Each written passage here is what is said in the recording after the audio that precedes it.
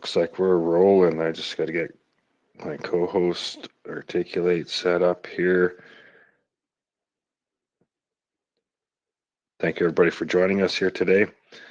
Superledger Podcast, episode number 78, Coreum Community Town Hall. Earlier this week, we had a Tuesday episode of the Superledger Podcast with the fine team of Omniflix talking about the Frame Fest incentivized testnet that's currently winding down here now. If you haven't got involved in that, I encourage you to do so in the last days of that.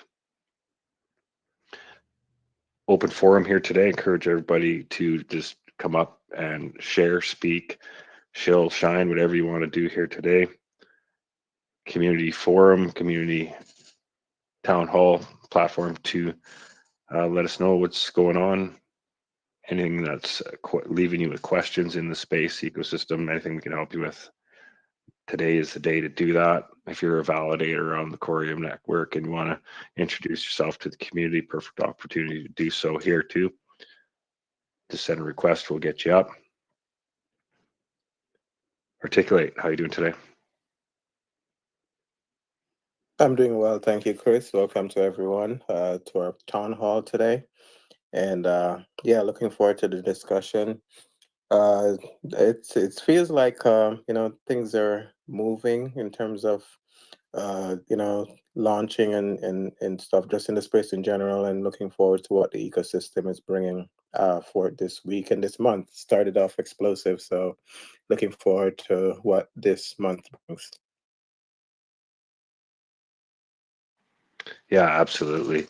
Last few weeks here, you've been hearing us mention and share about the poster that's being done for the Sologenic Coreum community by XRP Crow.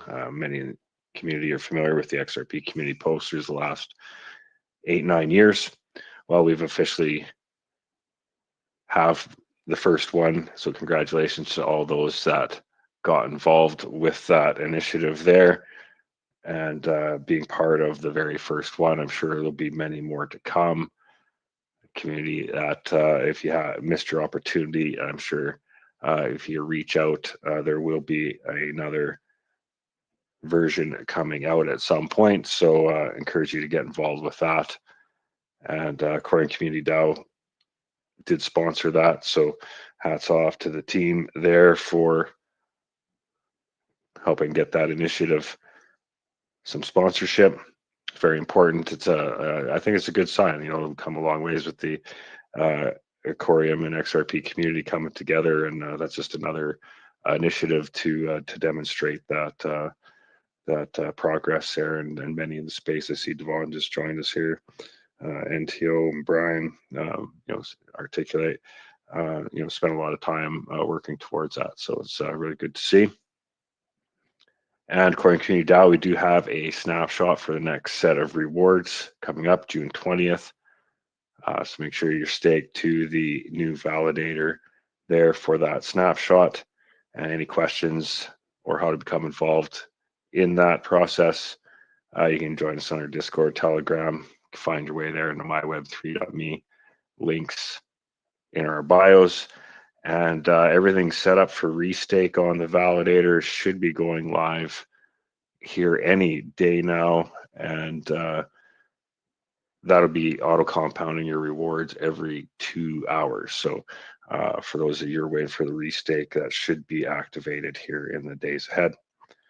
And with that, Coreum Punks, a weekly draw. Articulate, did you manage to get a number for this week for us?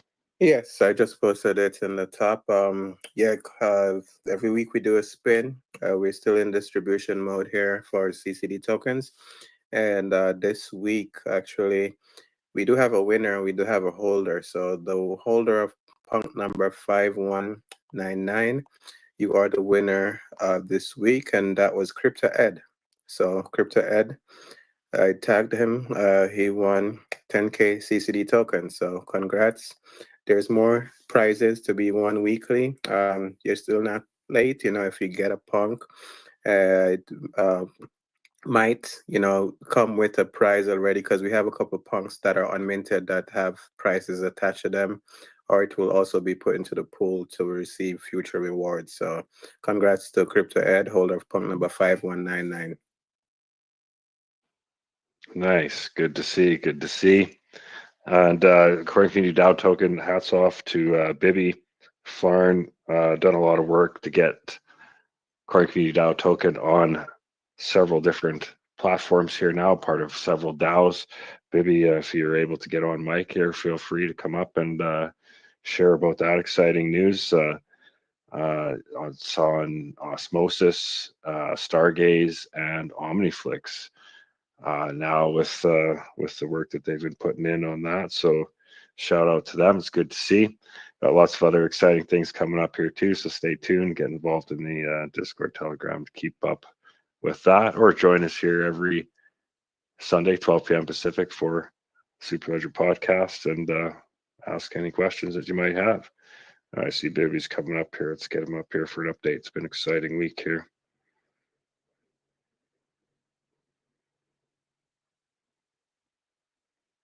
Bibby, welcome. Hello. What's new with you and CCD and the NFT scene there this week? Just staying on course and grinding, trying to get stuff done every day.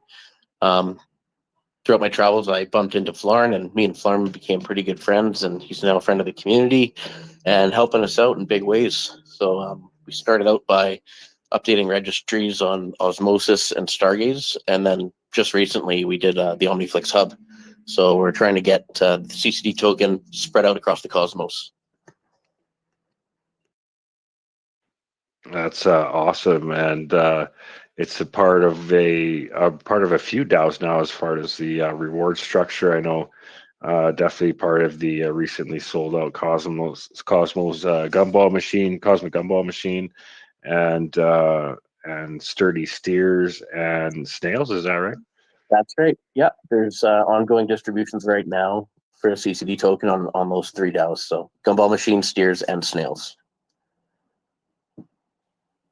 That's awesome. And so I imagine there's some people in the community that, you know, because those are large communities in themselves on their own, that might not even know about Coreum Community Down or earning this token. Would that be safe to say there's some people like that there? Oh yeah, for sure.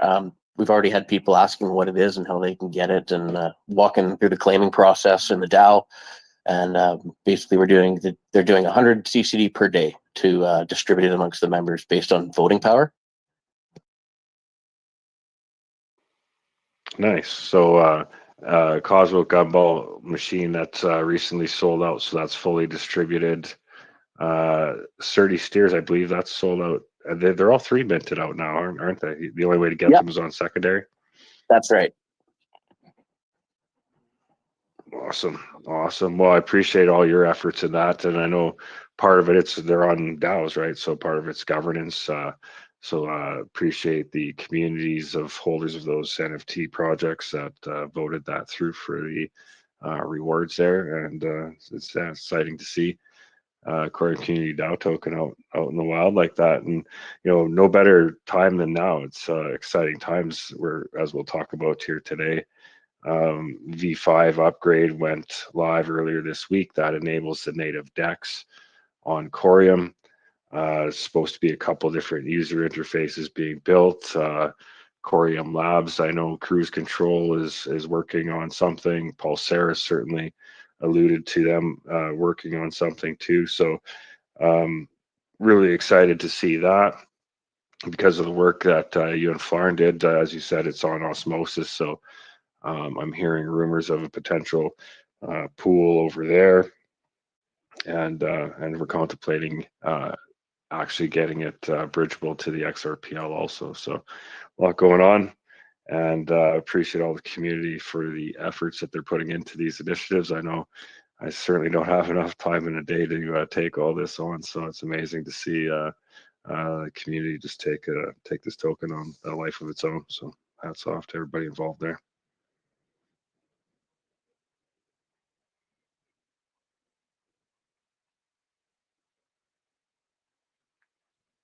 So with that, as mentioned, Bibby, anything else you want to highlight there in the NFT space there? I know something that's on my list to talk about. Maybe a good time to mention it, being that you're up here, is Stargaze amalgamating with the Cosmos Hub. Do you know much about that, and what impact would that have on Stargaze holders, for example? I think I probably know about as much as you do on that. I'm just waiting to hear more. And is it going to governance of some kind, or is it just a discussion within the community? Or That's a great question. interesting. I don't know. Yeah, I only know what I've read in posts. I haven't exactly been digging, because what's going to happen, it's going to happen. But I mean, I've been watching the stars price trending downwards. So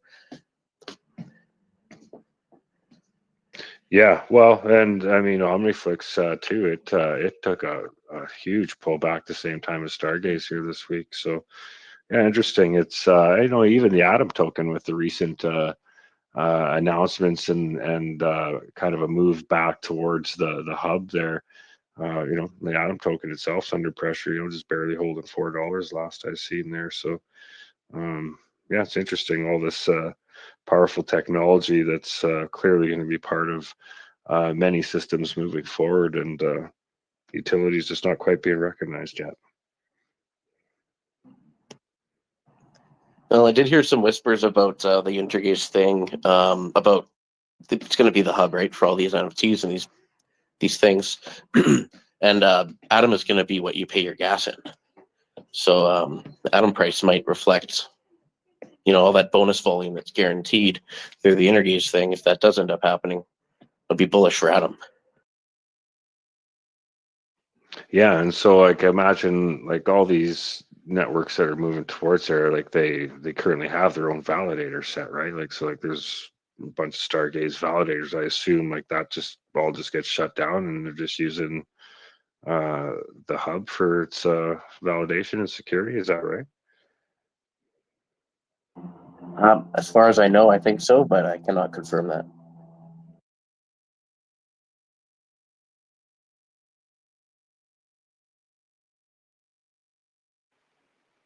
Interesting.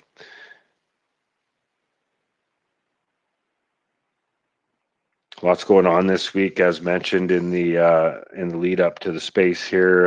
V5 upgrade. The DEX went live this week. Block times down to as low as 1 second I've seen. So that's interesting to see. I think I've seen Articulate shared a post, a third fastest chain in the Cosmos is going to be the, I believe, first central limit order book in the Cosmos, and the Coreum Explorer is the first one to have the on-chain AI metrics, as we learned about a few weeks back there too. So a lot of exciting things happening on the doorstep of regulation coming in. Another thing on the list I had to stumble across here too is it seems like the much discussed ISO 20022 deadline, November this year, is going to be held. They say it's going to be a hard deadline this time. No moving the goalposts any further. So it's going to be interesting to see if Coreum technology is going to have any place in that. I know they've made the simulator there well over a year now, I think now, but very powerful tool. I know every opportunity I get when I see enterprise and finance companies talking about ISO, I always love to drop the link to the simulator there. So definitely watching that. Articulate had a post here talking about the Sologenic asset tokenization gateway. I think a roadmap's scheduled for very soon here, possibly this or next quarter, and also with that SoloTex soon after, I think Q3. So there's going to be a lot of interesting initiatives happening here in the next little while. We do our best to cover it all here. Superledger Podcast every Sunday. Just a reminder, once a month, we do have the space open like today, just for anybody to come up, say hello, tell us about what they're working on. Doesn't have to be Coreum related, just anything Web3 or that affects the world of DeFi finance or our community as a whole.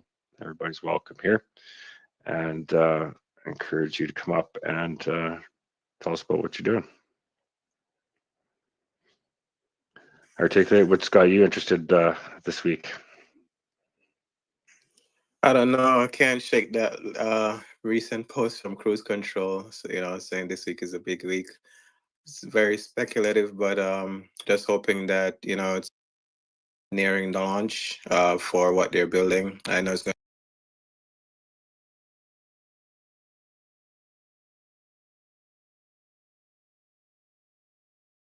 Yeah, for sure. Your mic cut out on you there. Oh, sorry. Can you hear me now? Sorry. Yeah, you're back there.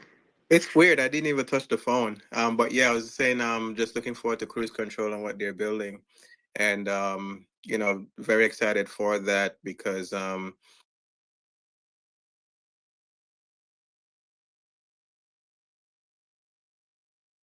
Oh, you're getting too close to the alpha here. Articulate, you're cutting out on us. what is happening? I'm listen. It's crazy because, as I said, I'm not even touching my phone, so it's weird that it's muting automatically. That's insane. But yeah, just Cruise Control. I'm gonna have to drop and come back. I don't know what's going on. All right, sounds good. Well, I see we do have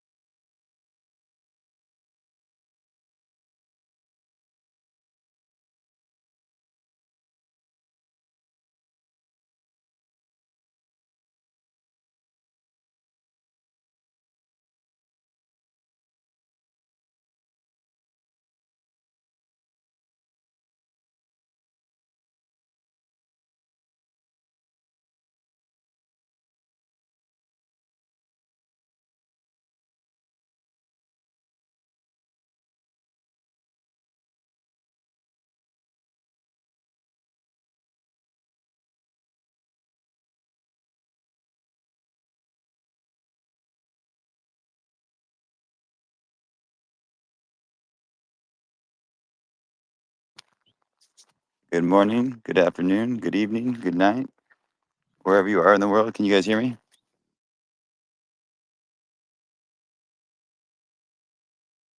I make it back to the space. Here we go. I think we're live again. All right. I don't know. We got lost there for a little bit. Can everybody still hear me? Give you a thumbs up. Okay, I got thumbs up. Okay, we lost Articulate still. There he is. Let me get him back up here. Wow, man, I couldn't get back to the space again. Just give me a hard time there.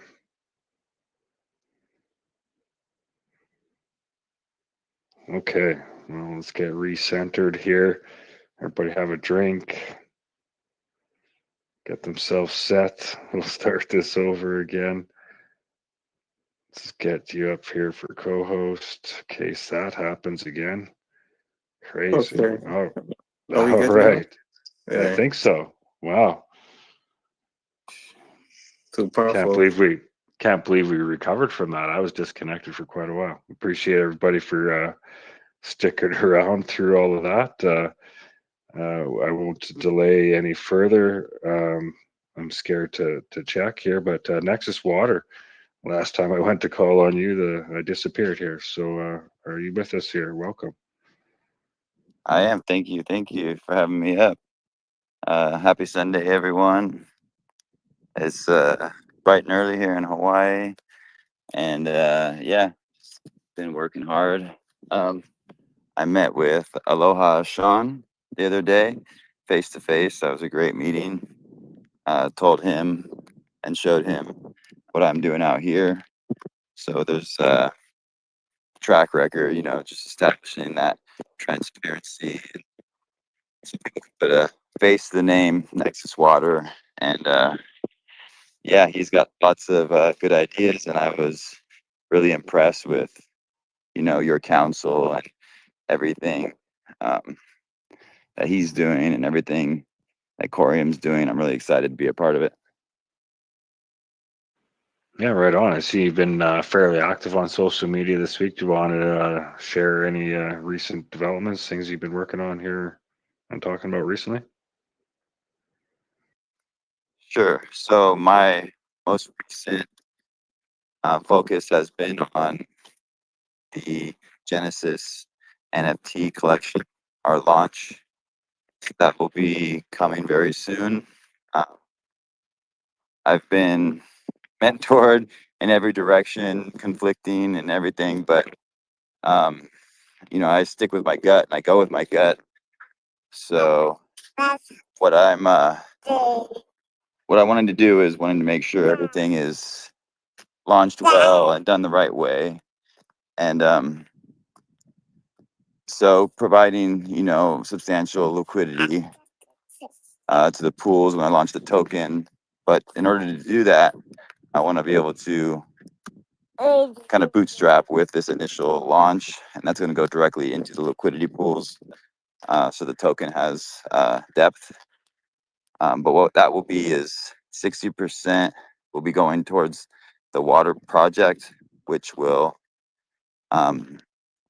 be set up as it is right now as WAS, like SaaS, like software as a service, but it'll be water as a service. So instead of purchasing the equipment, it will be provided, and then it will be sold like a micro municipality, like a micro water grid. And then those rewards, that revenue, will go to the NFT holders. So there's going to be a reward system, as well as it's going to be providing water for much less than you buy bottled or drinking water. So it's going to be providing, kind of a dual purpose, the humanitarian side, or the service, as our mission is to bring water to those who don't have it, and clean and drink, clean, pure water to those who don't have it. So that will be 60%. And then the other 30% will go towards the liquidity pools, and 10% is going to go to the devs. So whoever's coming on to help, make this thing happen. So that's our Genesis launch. And, I'm going to work with top rated artists that have a track record and a good reputation in the community. So it's going to be some fantastic art. And yeah, so stay tuned for that. Put on the notifications and just follow along. And then the most recent innovation is bottled water. So since I've been in this business for 10 years, I have been anti-bottled water, especially plastic, as we all know, the harms and the negative side of that. But what most people don't know is the energy, the fuel, and the carbon that it takes to create the plastic bottles, to transport them, and all of that. So what I have come up with is a way to offset that. So each bottle will actually have a carbon credit, either in a QR code in the label, or later, or hopefully from the beginning, and NFC, like a RFID in the cap of the bottle, and you'll be able to tap that with your phone. I'm trying to create that as well, part of Nexus Pay, which I will be unveiling soon. And then that will be able to go straight to your wallet, that carbon credit. So you'll have that NFT loaded up. You can hold, sell, trade, and possibly even stake up to a year, 365 days. So that is a way to make this water bottle carbon negative. So that's the first of its kind. So that is a huge breakthrough. So that water produced from the air to water machine from the project will actually be minting these NFTs, and that will act as an offset for this bottle to make it carbon neutral or carbon negative. So that's huge. So that I foresee is something that all water bottle manufacturers will be keen to pick up. So that's something I shouldn't even be talking about until it's copyrighted or patented or whatever. But that is something that takes the ecosystem as well.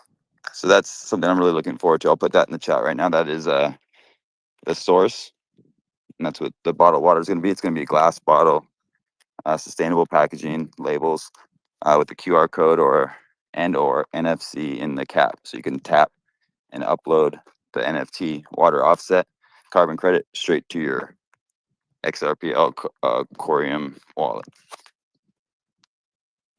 It's amazing. Yeah, I'll definitely be following the project as it goes on. And I come from a water distribution background, so that's near and dear to my heart. I love it. It's always a great value, and you can bring somebody water, by any means, right? Somebody's seeking water, and you can provide it. That's a powerful exchange of goods there. So yeah, it's a interesting format. I like the move away from plastic too. That's interesting. And then, so do I understand it right? Then the uh, the consumer of the water, could access the equipment for really no cost, and just be paying for the actual water that's consumed. Is that did I understand that right? So that will be implemented at a later stage, but that is one of the functionality of the Nexus token. It will be linked to a liter of water. So 1 token per liter of water. Initially, it will change as the token changes in value. So that will be updated in real time. But in theory, you can, if you're in the region of a water station, you can redeem it for your Nexus token. So 1 Nexus token for 1 liter of water. Oh, interesting. Okay. No, that's impressive. Then the last time we talked, I mentioned looking into, as far as your token, looking into Coreum smart tokens, the features that you can enable on a smart token. Did you take a look at that since then? And if so, anything stick out to you as far as adding functionality to what you're doing? Unofficially, yes. I haven't gotten the honor of speaking with a dev from Coreum as of yet, but from my research, that is something I want to be very thorough on as well when launching the token, because it all has to be done kind of at launch. So there may be some. Yeah, sorry, I'm kind of out of breath walking around high altitude with my son. He's getting big, but we we'll definitely be very thorough and diligent in making sure we have everything thought of. Even if it's not live yet, it will be baked in from day one. And then if we do need to add other tokens, so maybe we have the Nexus token, and then maybe we'll have water offset tokens, energy offset tokens, carbon credits. Those will be minted as they're created. So when energy is saved, it'll be minted real time based on IoT data. Or if 1 liter of water is produced, then 1 water offset will be minted, or it'll be in denominations of 10, 100,000 liters. So that will be kind of like a bundle. And there's also ways to bundle the water, energy, and carbon all together. So you can have like 30% energy, 40% water, and 30% carbon. And then that will be kind of adjusted as the market reacts as well. And maybe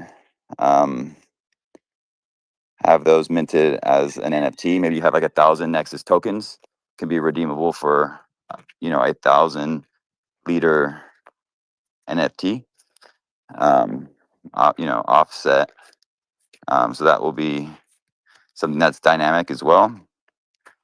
And the NFTs for the water projects, as the project itself makes more water at different benchmarks, it'll change.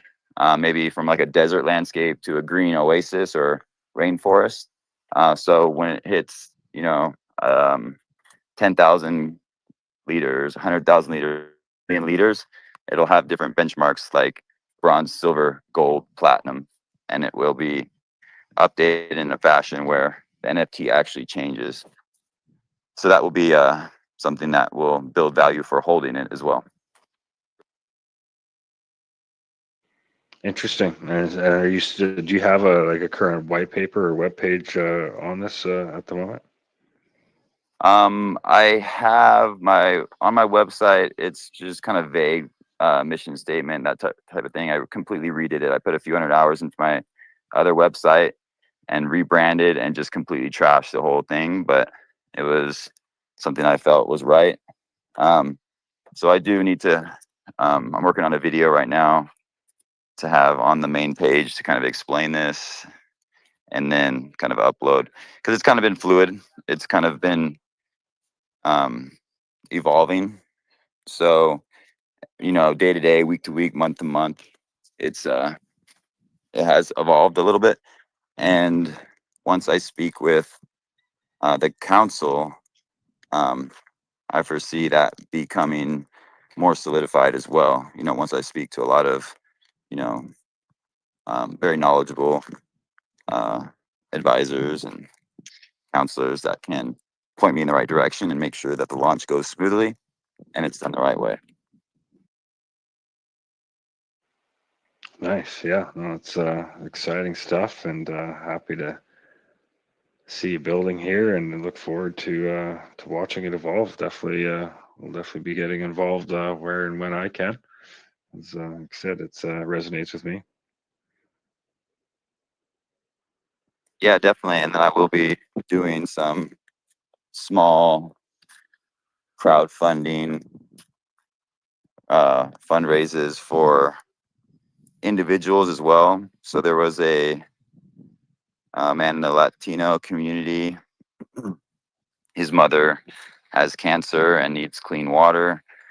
So, instances like that, I'll be providing the equipment, at cost, and being able to do a GoFundMe until we can get it on the blockchain and do it through, I believe IBC and Cosmos has some crowdfunding things. Eventually we can bridge through there and maybe utilize that DeFi and those DAOs as well. But I'd like to actually create our own, within the Coreum ecosystem that we can, easily bridge to XRPL and vice versa. So there will be, I foresee maybe some minting on XRPL for specific tokens as well, and then bridge to Coreum.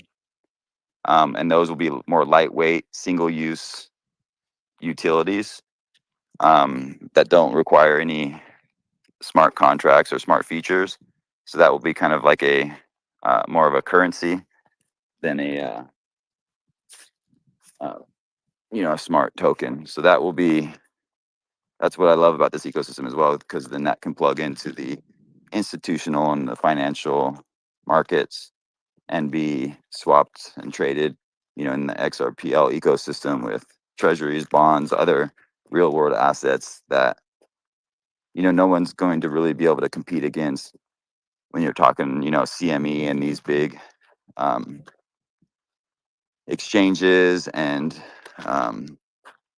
money markets and things like that. So that is something that the XRPL will bring value enormously into this ecosystem. But having that bridge and having the smart features of Coreum is, something that is completely necessary for this project, and we can't do it without it. So I'm very happy that everything is shaping multi-chain, but at the same time, I see so much value in Coreum as well. Enterprise grade ISO 20022, and being able to, certify Nexus as well in that same certification, that same standard. So, kind of following along in the footsteps of Coreum and XRP, or Core and XRP, and, being able to fall into regulations and, do it the right way. Awesome. Articulate. I don't know if you want to jump in, but just to remind everybody here, it's an open space. Everybody's welcome to come up. I see a new icon in the crowd there. Core values. It's usually comes as Al Magador. Good to see that they got the account to represent their validator in the Coreum network. So if you want to come up, say hello under that account, you're more than welcome to. Tell us about core values. Always good to learn there. And Arcadian, welcome. Glad to see you here.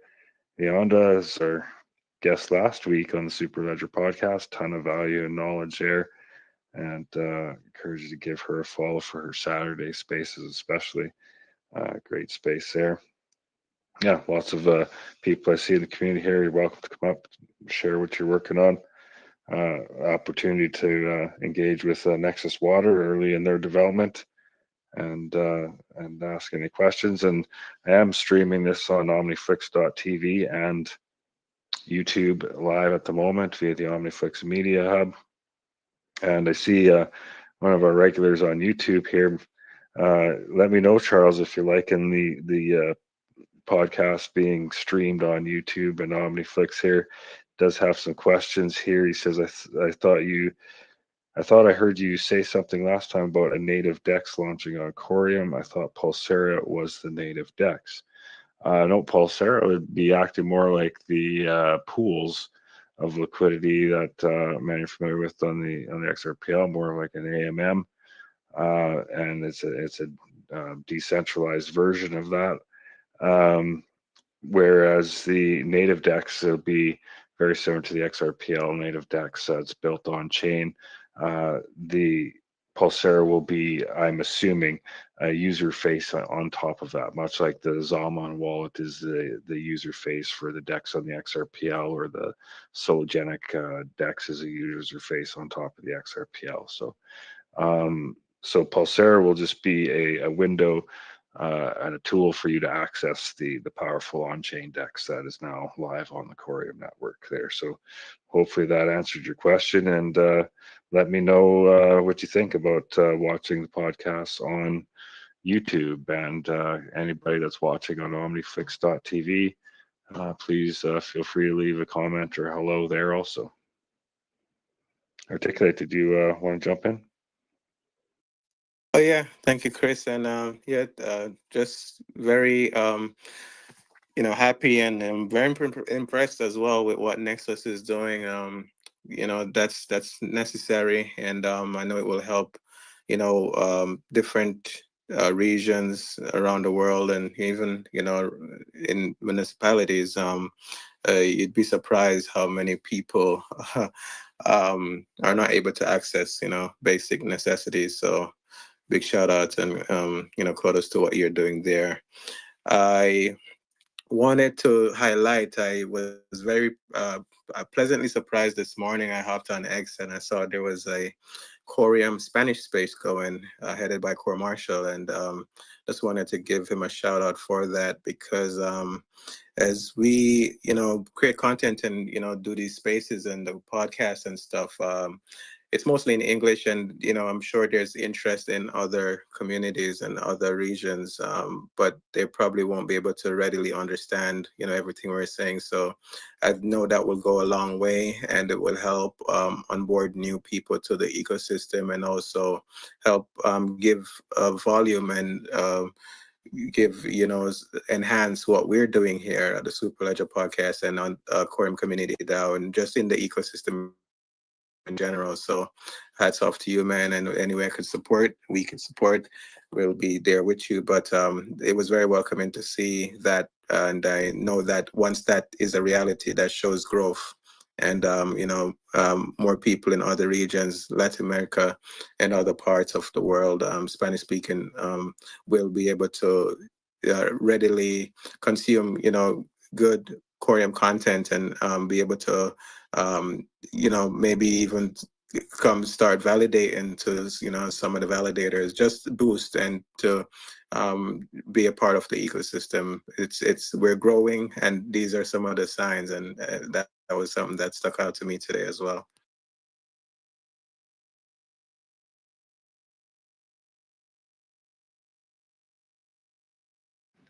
Yeah, right on. Yeah, that's what I'm here to do. That's what we're here. It's our mission. So what I'm wondering is there a way, or is there a protocol, or is it even possible? This may be a really dumb question, but maybe not. Maybe anything's possible in this space. But what I'm wondering is there a way to bridge dexes, the Coreum and XRPL DEX, somehow have a protocol that actually can, plug into both and act as an intermediary and trade between both dexes? That would be an awesome protocol. I mean, the two-way bridge is up and running, and every asset that's native to XRP can be bridged over into Coreum immediately. So that's, I think, a key part of what Coreum has built. And apart from mainnet and the two-way bridge, the native DEX is the next big milestone for the ecosystem. And I think that with the versatility and the interoperability that Coreum has, we'll be able to see different assets, over 100 projects here in the Cosmos, are can be seen, or can be paired on the DEX and other real world assets. There's a whole lot that can happen between ledgers and between DEXs, and that's why I think Coreum is going to be very important, and what Sologenic is doing as well, because that trifecta right there is going to be able to spread the liquidity across, and have people go through to and from experiencing DeFi and other capabilities that Coreum enables, leaving the XRP ledger and back. So I think just what they've been building so far up until now, it's going to be very, very attractive to not just the people who are investing and contributing to the pools, but to enterprises and to business institutions who need that compliance layer, and who need to have that speed. And even the DEX being an ATS, alternative trading system, is a huge deal as well, because that can allow institutions to plug and play and utilize the DEX in traditional trading circles. So this is akin to what a trading experience might be in the NYSE, the New York Stock Exchange. This is akin to what you'll feel experiencing the technology here at Coreum. So yeah, I do believe that two-way bridge plays a huge role, and it's going to, and even what Pulsara is doing as well. Don't sleep on Pulsara. They're going to be very, very integral in spreading some of that liquidity and allow people to experience the full potential of Coreum, especially coming from the XRP ledger. Okay, so Pulsara, yeah. Oh, sorry. I just wanted to jump in, articulate. Yeah, you shared recently a great clip from episode 4. Just to think, episode 4 of the Superledger podcast, man. 74 episodes later. On the 4th. Yeah. But no, that was a great clip that you grabbed there to talk about, going way back then, to talk about the vision of Pulsara, what it aims to do. And we know it's obviously backed by CoreNest VC fund there. So, I think, like you were alluding to there, that they are definitely going to be one of the leaders on maximizing the value of the DEX and the bridge and the IBC connections there. And one of the I haven't seen much traction on it, but one of the things that I've seen was one of the recent little teaser posts that they've had here recently. It was a new tab on the dashboard there called Enterprise. That certainly caught my attention there. Yeah, it's going to be very. I can't wait for when all these features are unleashed and launched out, especially the new staking reward system. But yeah, the enterprise tab got me. The gauntlet, which we know is the Coliseum, which is going to incentivize trading. Like in a Coliseum, the best person wins, and it's going to bring that vibrancy and engagement to making the trading experience fun. And with them posting recently about zero gravity trading, that's huge. No static, no friction, high speed. Like it's going to be something unique. And as you mentioned earlier, Chris, this DEX, one of its kind in the Cosmos ecosystem, is going to definitely be something that shows, because to me this DEX is coming at a time where the market is maturing, everything is evolving. We're in that evolutionary stage of the blockchain technology industry, and with sophisticated trading tools and technology like this being unleashed, and with IBC v2 Eureka, all the different ecosystems, Ethereum speaking about upgrading as well, all these ecosystems are going to their next phase, to their next level. And I think what Coreum and Sologenic has been building is like they already foresaw what was necessary at this time. If, even with regulations, they foresaw, or probably, I'm not sure if they were even a part of some of those shaping moments of what would be needed in a regulated environment in the crypto industry. I don't know if they were influential in that vein, but they knew. They built the tools are ready to go, and the adoption of this is going to be very explosive, because between the XRP ledger with a lot of pent-up liquidity, and just even today their deep freeze amendment went live. So these are some of the final phases where it's going to be ready for the main stage. And between the whole ecosystem, all these protocols and projects took the time. They didn't rush to market. XRP ledger is one of the most liquid ledger out there, but it's not heavily trafficked. It's not heavily used. There still hasn't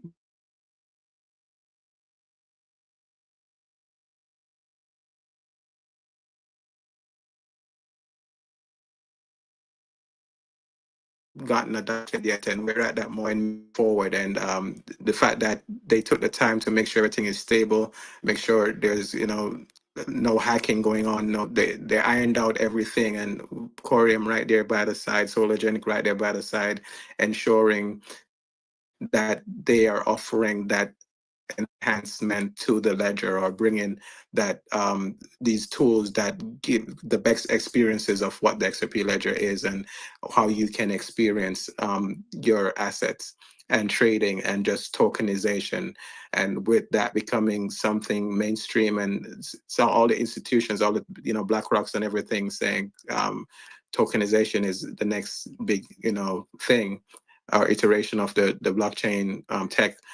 We're rightly positioned for this moment, and there's been some conversation within the community of about utility between projects, but it's all meant to work together. And Sologenic is that tokenization piece. They're definitely going to tap into the Coreum tech that they have built, but because the XRP ledger is, as you know, it's going to attract a whole lot of liquidity. There's going to be that flywheel effect that Sologenic is very well positioned to tap into, and to actually make the best use of all the features on the XRP ledger, just like what Pulsara is to Coreum. So it's a defining moment, and this is why it probably feels so funny, because it's also quiet, and because they're building and they're ensuring that everything is ready for the main stage. Yeah, I've been saying that for a while. Like, all eyes are on the XRPL. There's no doubt about it, and the top project on the XRPL is still Sologenic, and this little bit of a tug of war that's happening between Sologenic and Coreum as far as SoloTex. Totally needless. They're all part of the overall vision of this team, clearly. And we should be getting some updates on the asset tokenization gateway on Sologenic there soon. And yeah, if people are tokenizing on the XRPL, they're going to be looking for a platform to tokenize those assets. And Sologenic has been so well prepared and positioned for that. To the point where they've actually went above and beyond, and since creating that, and built Coreum and everything else. And like you said, they had the vision of what was needed, and I looked at that right from the start. Right, they were close enough with Ripple and knew the XRPL intimately enough to know what limitations it presented for the financial space that Ripple was dealing with as far as their customers, and they clearly went out and built it. And now we see, the XRPL itself is starting to lean towards programmability. They've even used the term smart token in their literature. So Coreum's clearly well ahead in that department there. So yeah, it's good to see. And one thing I would want to ask you articulate, I know you've been speaking at NFT NYC last several years and are doing so again this year. Just curious, are you seeing any changes as far as trend, as far as what NFTs represent at a major NFT conference like this? Like, is it moving towards the utility, or is it still very much art based, or what's it look like on the ground there over the years, and where do you think it's going this year? Thank you, Chris. And you could answer that. So over the past, this is going to be my fourth year speaking at NFT NYC. I've definitely seen different variations of utility-based NFTs, or what NFTs can be. And I've seen the platform itself starting to integrate NFTs into its model. So not just being a conference about NFTs, you're actually holding an NFT as a ticket. They're actually using the artwork from the artists on the tickets. They're giving artists a platform. OneHub, I think, is one of the platforms they use, but you on board as an artist, but you have your own platform within that, and you can sell your art. They give you a platform, and that shows me that it's not just about the piece of tech, which is the NFT itself or the smart contract, but they're enabling the projects and the artists to actually have a stage and a voice and a presence in this industry. And in that form of investment, I can say that I have seen, the usage, the utility of the tech. Just by going to the conference, you get to experience your wallet being interacted with. You go through the floor and you speak to the different projects there. But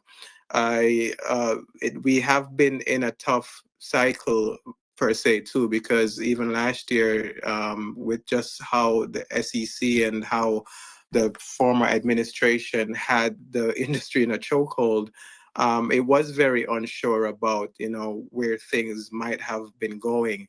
And for the last two, I could say it was mostly builders there. It wasn't a lot of people curious about, okay, what is an NFT or what is crypto. It was just mostly builders, showcasing what they're working on, networking, doing partnerships and stuff. So it didn't have that feel of like new eyes or new ears or curiosity per se. But I'm anticipating, just because of the environment now, and how things have been, the shackles have kind of loosened a bit, with regards to what you can or cannot do, and even NFTs being labeled as a collectible from the SEC. That's a huge deal.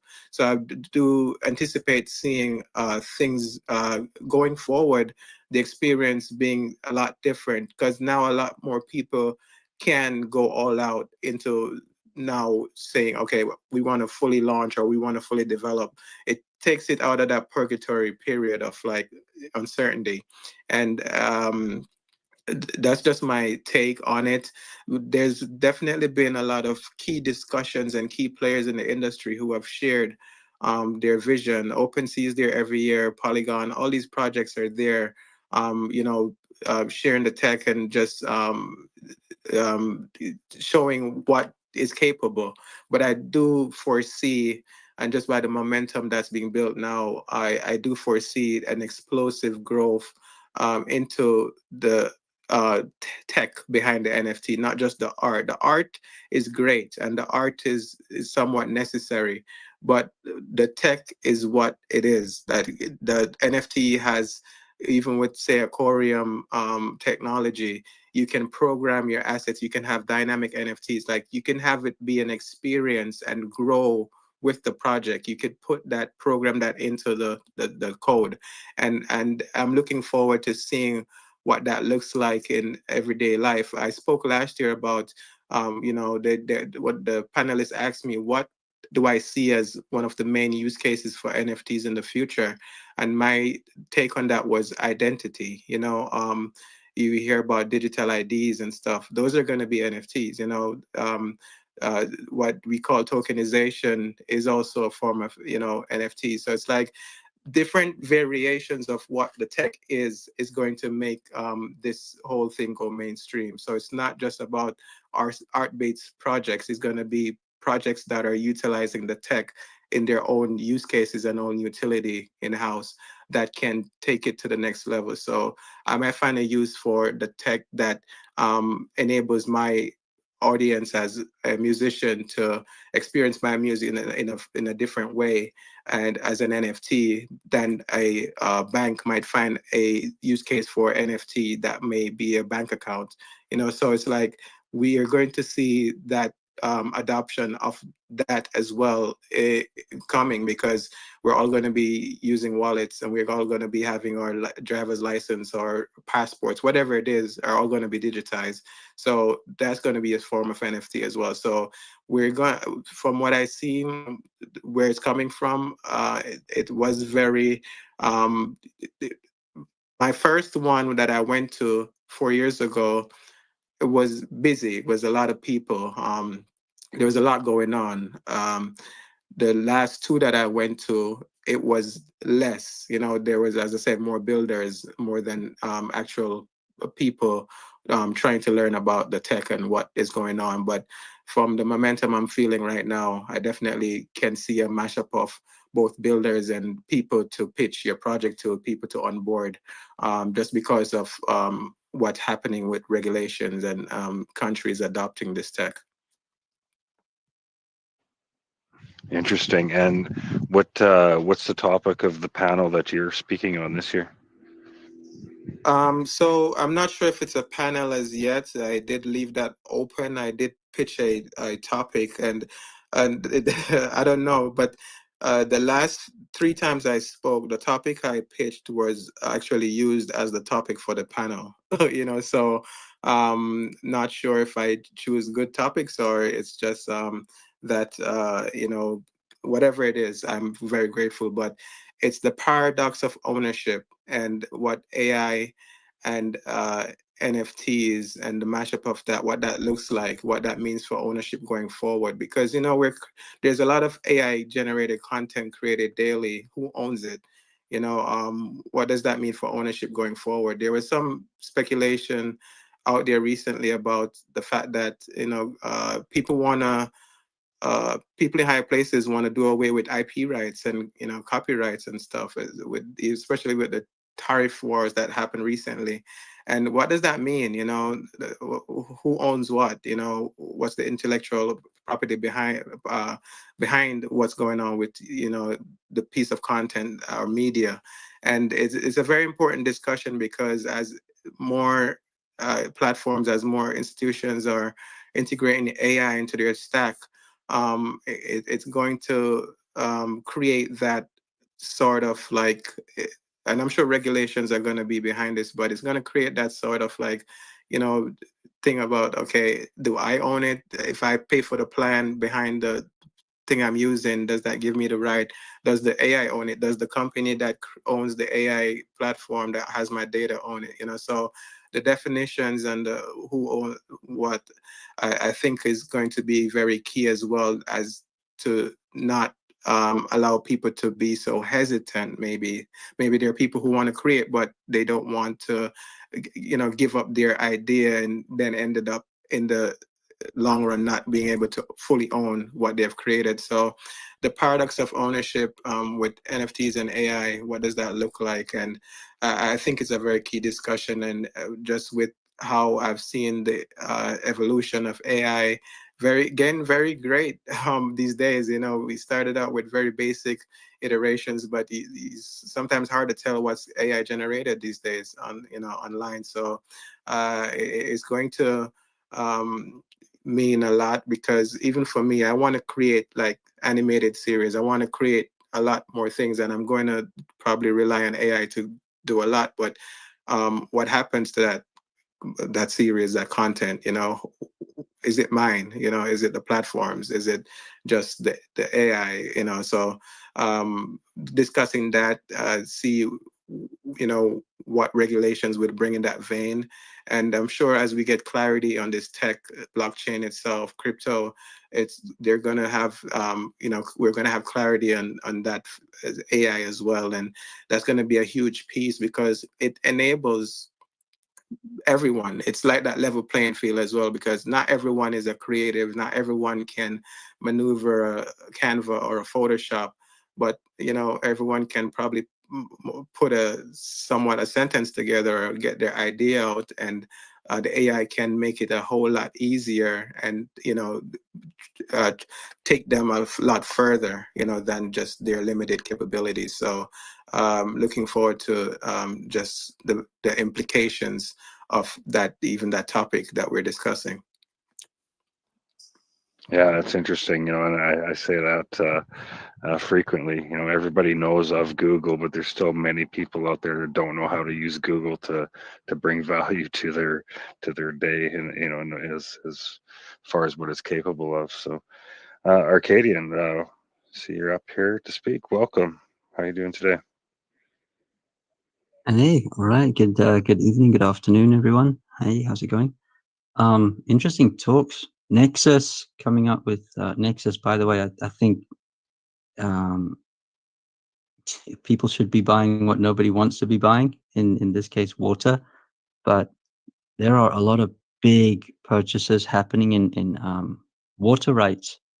So if you've got something based on water, I know that there are massive budgets involved in water, probably bigger than Bitcoin budgets. But hey, guys, I'm actually playing around at the moment with the ISO 222 financial simulator app on the Coreum dashboard here, and it's interesting. I'm just playing around. Chris, Articulate, you guys, have you got a lot of experience with this? Yeah, I've used it several times. I've certainly shared it with many. One thing I always like to point out, Reza was on the podcast, and I was speaking to, as a validator on the network. I mean, an ISO, a real-time gross settlement transaction brings a lot of value. It's 8 to 10 actual transactions for one settlement. And so the simulator there kind of shows how that works, as a process. And you can see how fast it actually settles. But Reza explained that that's actually slowed down, so you can see how it flows through. The actual transaction is much faster than that simulator shows. Yeah, it is interesting. I'm seeing how it reports between the two financial institutions. So it initiates and it sends it over to, let's call it FIB, right? FIA is party one, FIB party two. So party one sends it to party two. This one sends a reply back and says it's okay, and then they initiate the transfer, and it comes back to FIA and back to FIB. I want to see where say can we add metadata or tags, for instance, related to somebody's personal information. But yeah, hey, RTGS, right? RTGS, that. Yeah, I mean, that's what I use when I make a withdrawal from wallet to bank.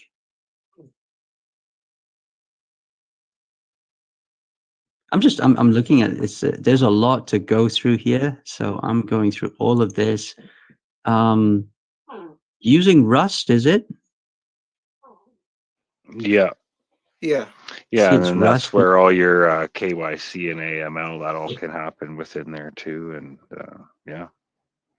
Yeah, That's gonna be interesting. I just yeah. seen recently this past week somebody produced pretty solid piece on ISO being hard date is I think is November 25th this year, as far as there being we implemented. go. There we go. Yeah. Yep. You got it. Yeah. Attributes, tags, and elements, and text, and that goes in the smart token between the two, to the FIs. Okay. All right. I don't know if this is a great thing to talk on, because I'm like deep rooted in your documents right now. I just thought I'd join the space. It's a whole lot to go through. I'm going to sit and listen to the show and just keep going through these documents.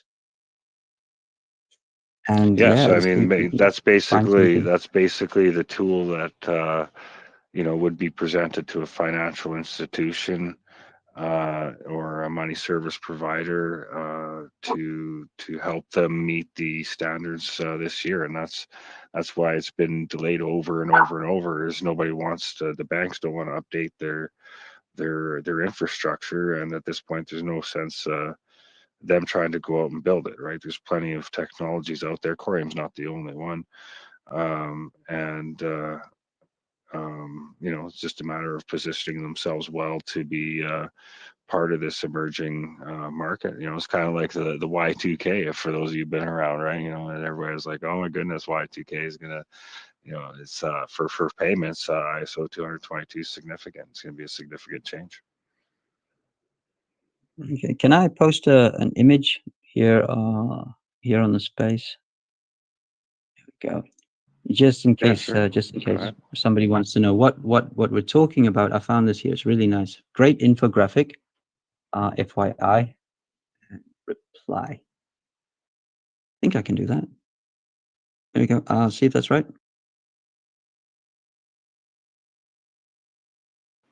Bob James, welcome. Hey, what's up? Thank you so much for having me up, Chris. Great to be here. I'm very interested in DAO and community and using tokens in my community.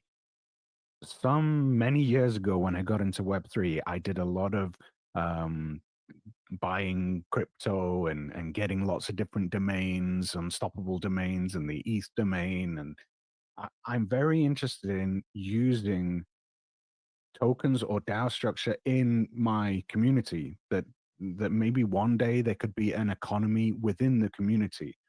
Back then, there was a project called Valorize that I was quite interested in. I don't know if you've heard of it. And I'm wondering if you could tell me a little bit more about the Coreum project and how I could use that within my community. If I can indeed use it within my community. I'm new here. Thank you. Yeah, no problem. So you're new to Coreum as a blockchain also? Yes, sir. Yeah, no problem.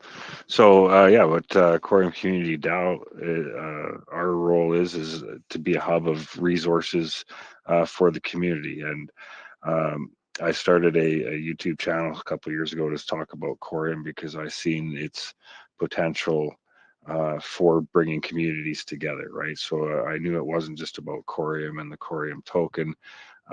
They built a bridge to and from the XRPL, so that connection's already been made and established and been live for over a year now. And because Coreum's built on the Cosmos SDK, it's IBC compatible, so therefore interoperable with over 100 blockchains in the Cosmos IBC ecosystem. So I seen that as bringing all of these blockchains together, which needs to happen. I believe in a multi blockchain world. So it's not going to be just one technology. We just need to all figure out how to work together. And the technologies, in my opinion, have been advancing quite well at becoming interoperable and working a lot better together than many of us have been part of, if you've been around for 8, 9, 10 years or more.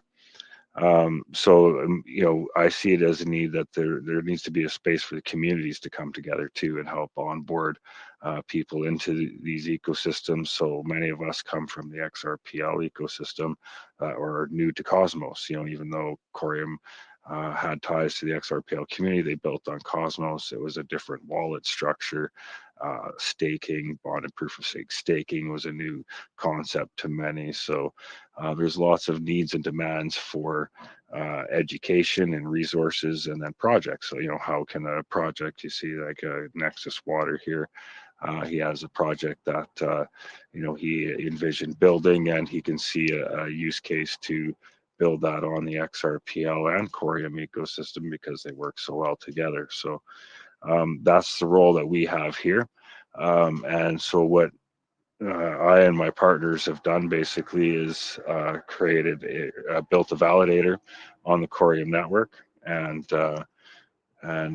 we fund that ourselves as a team, and all the commissions that the validator earns, we use to grow and engage the community and bring value to the community in different initiatives that we have. So, and it's meant to be built as a DAO, where if you're engaged and participating in the community, we have our own token, Coreum Community DAO token, that we've launched on Coreum blockchain.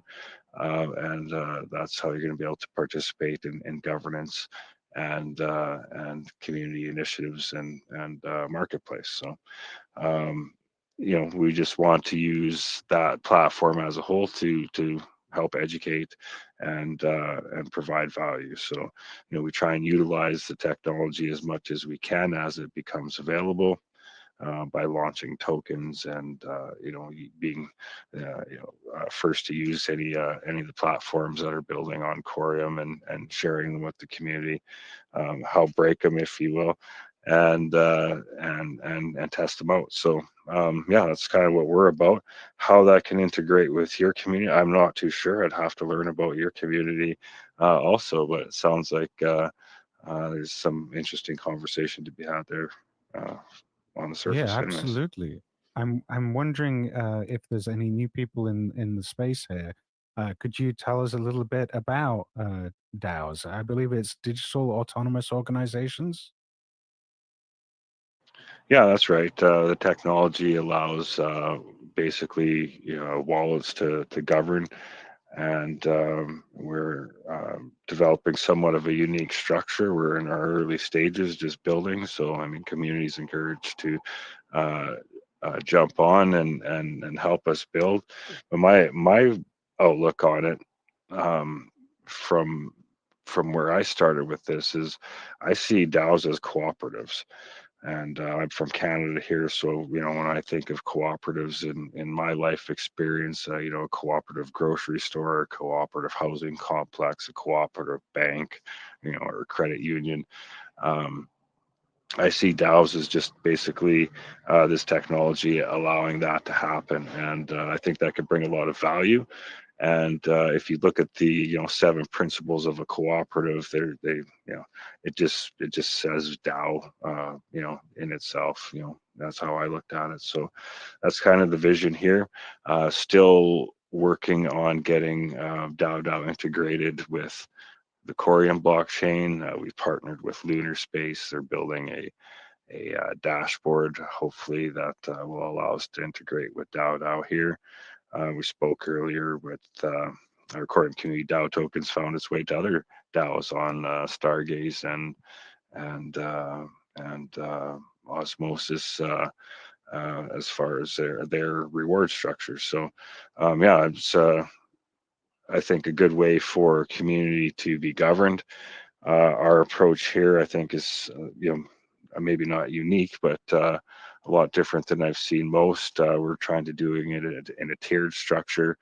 None of us are professional DAO builders here, I guess you can say. We're just passionate community members trying to provide value. So we obviously want to protect our investment and what we're building as much as anybody that participates in it too. So looking at doing somewhat of a tiered structure, 3 tiers, and then so each tier will have its own governance within it, and then all 3 tiers will each basically vote on a major issue, right? So no one group can outbuy everybody's vote. All 3 tiers participate in governance.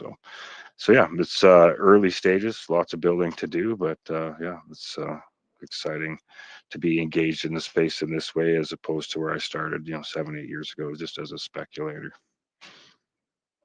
Awesome. Thank you so much, Chris, for answering the questions. I see some news a couple of days ago that IBC Roots you can access Coreum via Ethereum. Is that right? Yeah, you bet. I've never been a user of an Ethereum or investor for that matter, but definitely understand the value and the importance of that. I haven't utilized it myself, but yeah, absolutely.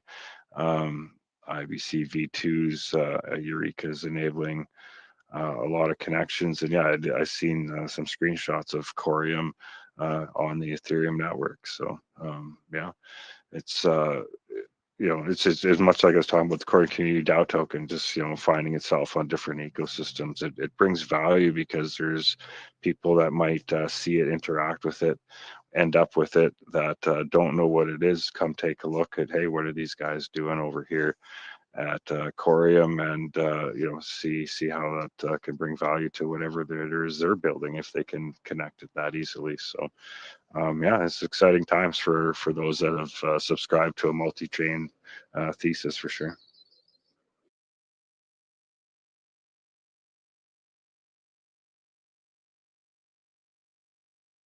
And tell us a little bit about what your community's about.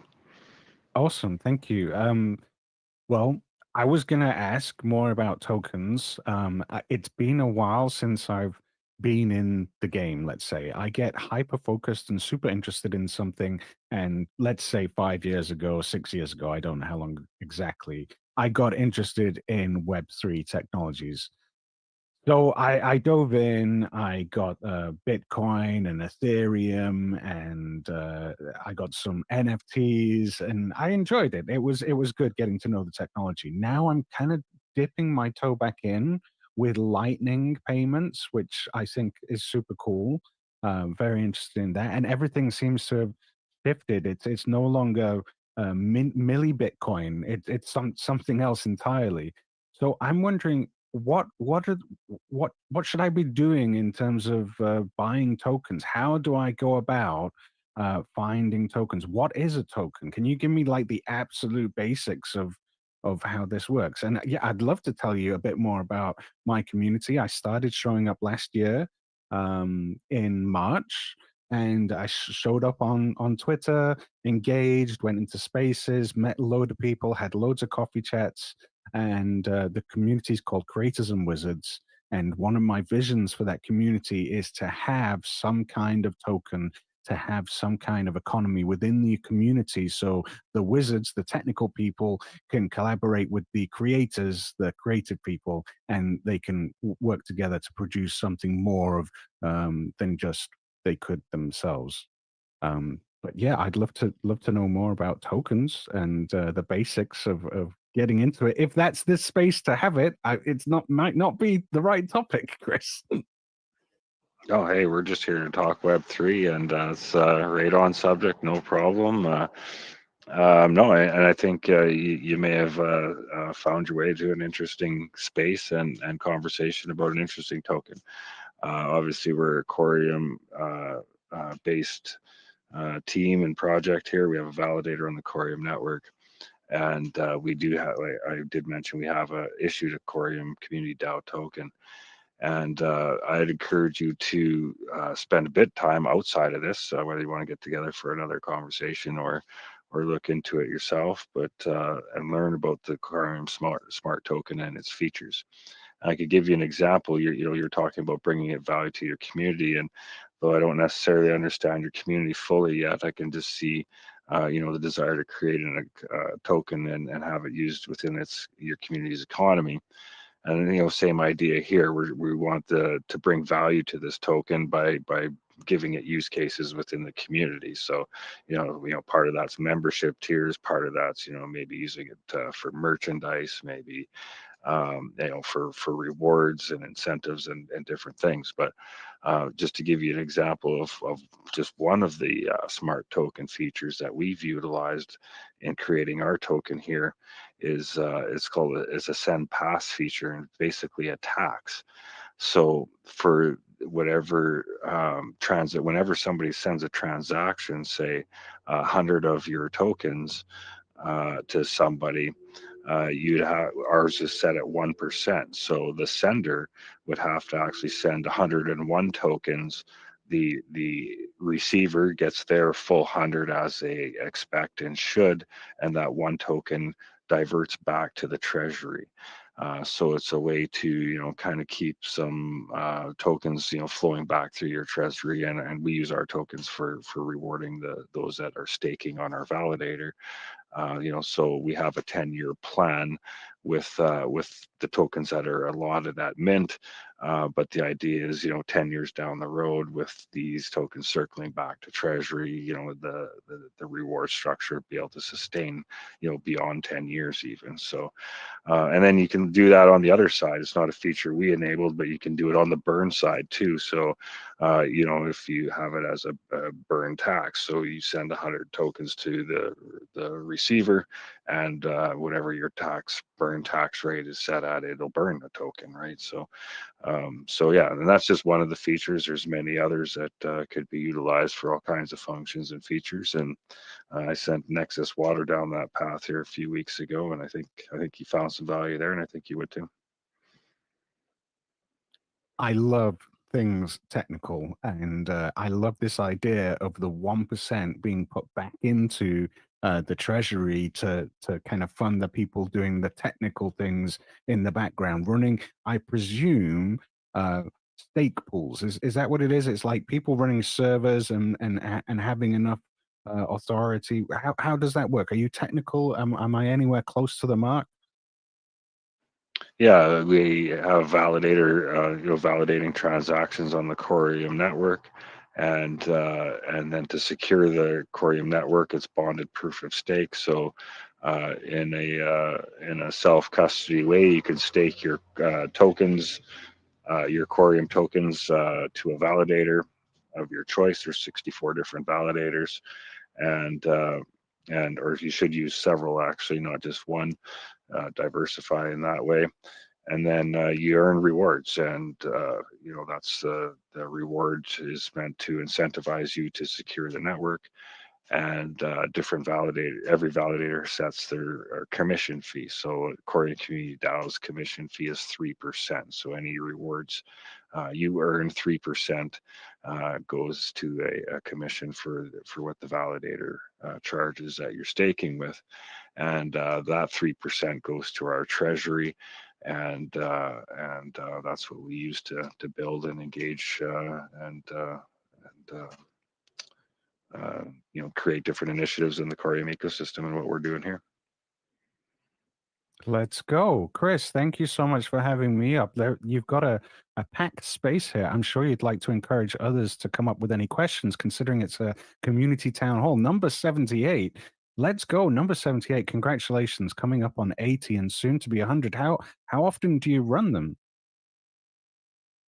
Once a week. Generally, I've opened up a weekday slot here. We go every Sunday, 12 p.m. Pacific as a rule. I've freed up my Wednesday work day to allow some weekday conversations. Some people don't like working weekends, and some people are opposite side of the world. As time zones don't align on Sunday, 12 p.m.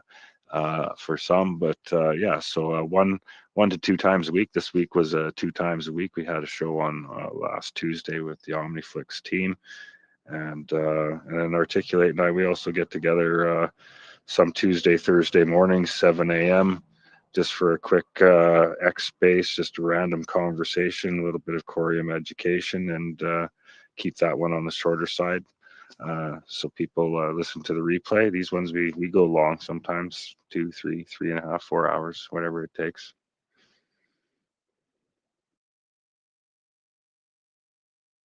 I see Arcadian has a hand up, and Devon's also come up. Arcadian, go ahead.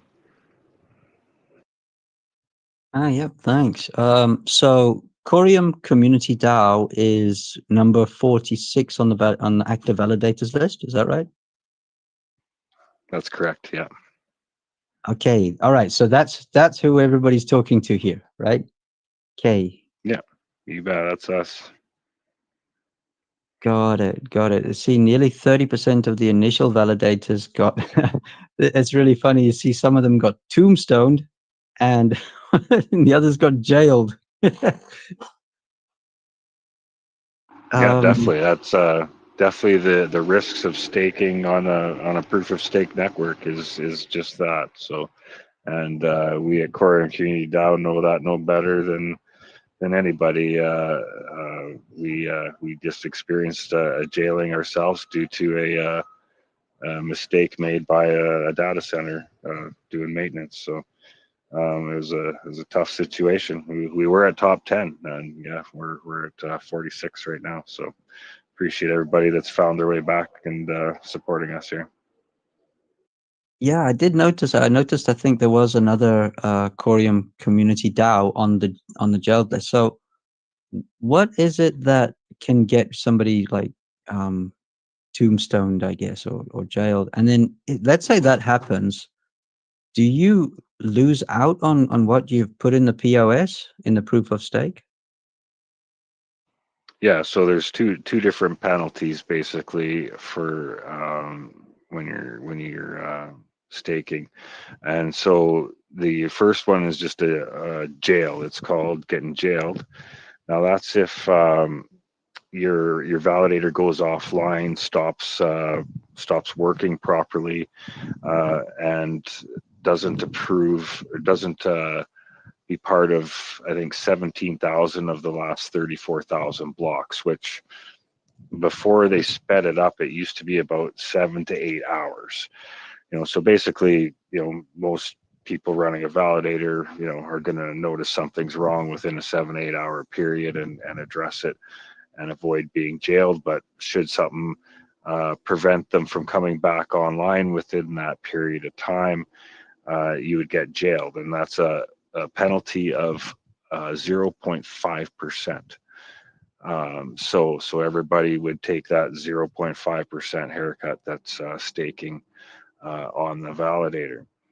And then the other penalty is tombstone, the more severe penalty, because when you're jailed, you just need permission to come back online once you've satisfied whatever went wrong. And so if the validators agree that you can come back online, everything's good, and you're up and running again.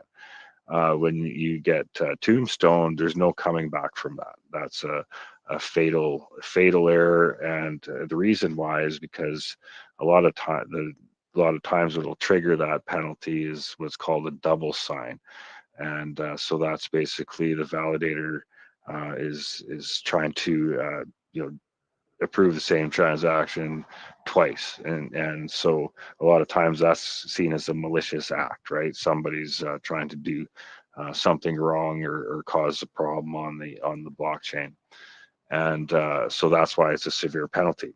In our case, it wasn't a malicious act; it was just an error at a data center doing a migration, but same outcome. So in that case, it's a 5% penalty. So yeah, it's a tough one to take, but the biggest loss for us as a community is the growth and all the work that we put into that, and just being part of the early validator set on the Coreum blockchain. That's that part's all lost, unfortunately. But yeah, it's been a real eye opener, that's for sure. And but at the same time, that's everybody enjoys the high staking APYs, right? You're getting 30-40% if you're restaking up to 50% plus APY. So it's it doesn't take long to recoup that, and anybody that's been staking for any amount of time, 3, 4, 6 months or longer, has gained significantly compared to that. So yeah, that's how that works. Got it. I've got one more question, I think, based on, again, thanks, Mac, for getting me to do some homework today. What is, I'm sorry. Let's say, community. yeah, he does. I'm sorry, my dogs they're little space hosts, crazy guys. If one was going to, say, deploy an app on here, and I think in the beginning of the beginning when I got the mic, you mentioned that the RTGS can handle up to, say, 10 simultaneous payments in the single settlement, correct? So it's up to 10, right? Well, it's actually like one real-time gross settlement payment transaction has 8 to 10 transactions within it. So like the first transaction is just like, hey, hello, who are you? And then the other the receiver comes back, says, hey, it's me. And then there's like, hey, can we do business together? And like the other one, you know what I mean? So it's these messages going back and forth, your KYC, your AML, all these messages go back and forth before the payment's actually issued. And then when the payment's actually issued, they say, like, hey, I received the payment, everything's good. And then the payment's settled, right?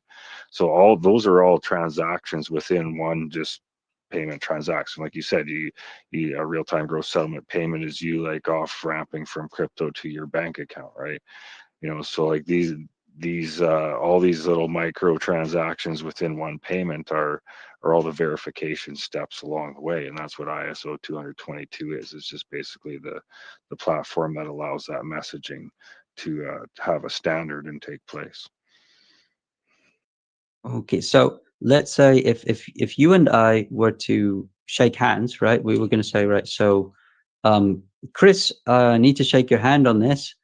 I'm paying Spoon, Nexus, Articulate, Bob, Devon, Brian, Mackenzie, and Yayanda, and I'm going to pay each of them $1 each, right? And you're seeing this happen, and you're giving me the handshake, right? You're witnessing it. So the limit here is we can pay up to 10 people at the same time with the same handshake. Trying to simplify it a little bit. That's possible. I don't know. I haven't looked at it recently enough for that. Those aren't the transactions that I'm speaking of. I'm just talking about the communication within a transaction is an actual transaction on the network, right? But as far as like, can you send 10 at one? I'm not too sure. That's something I can't speak to. Okay. All right. Got it. Okay. I'll throw it into.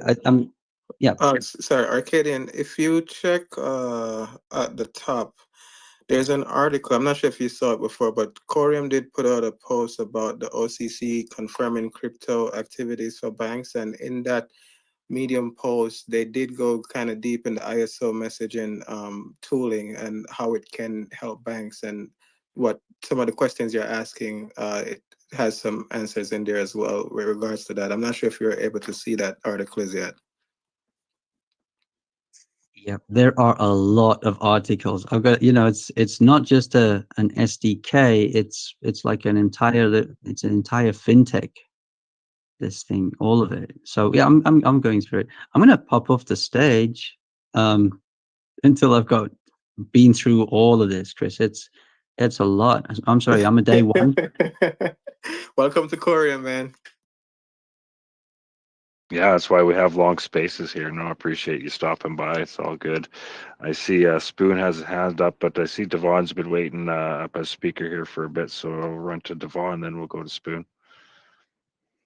Hey, how you guys doing? Good, thanks. I just came up to say hi. I seen it was a community town hall.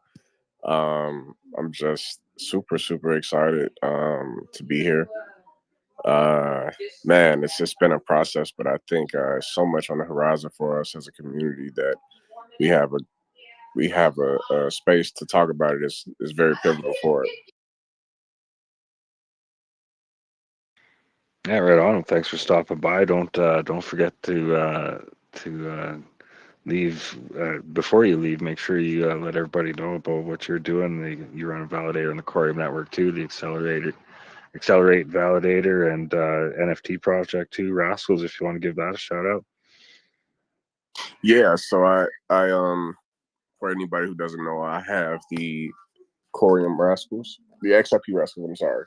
So we have the XRP Rascals, and we wanted to basically bridge the XRP and the Coreum community together, right? And show them how easy it was to use the actual XRP bridge, right? We wanted to incentivize people to do that. So our collection is a 10,000 collection NFT.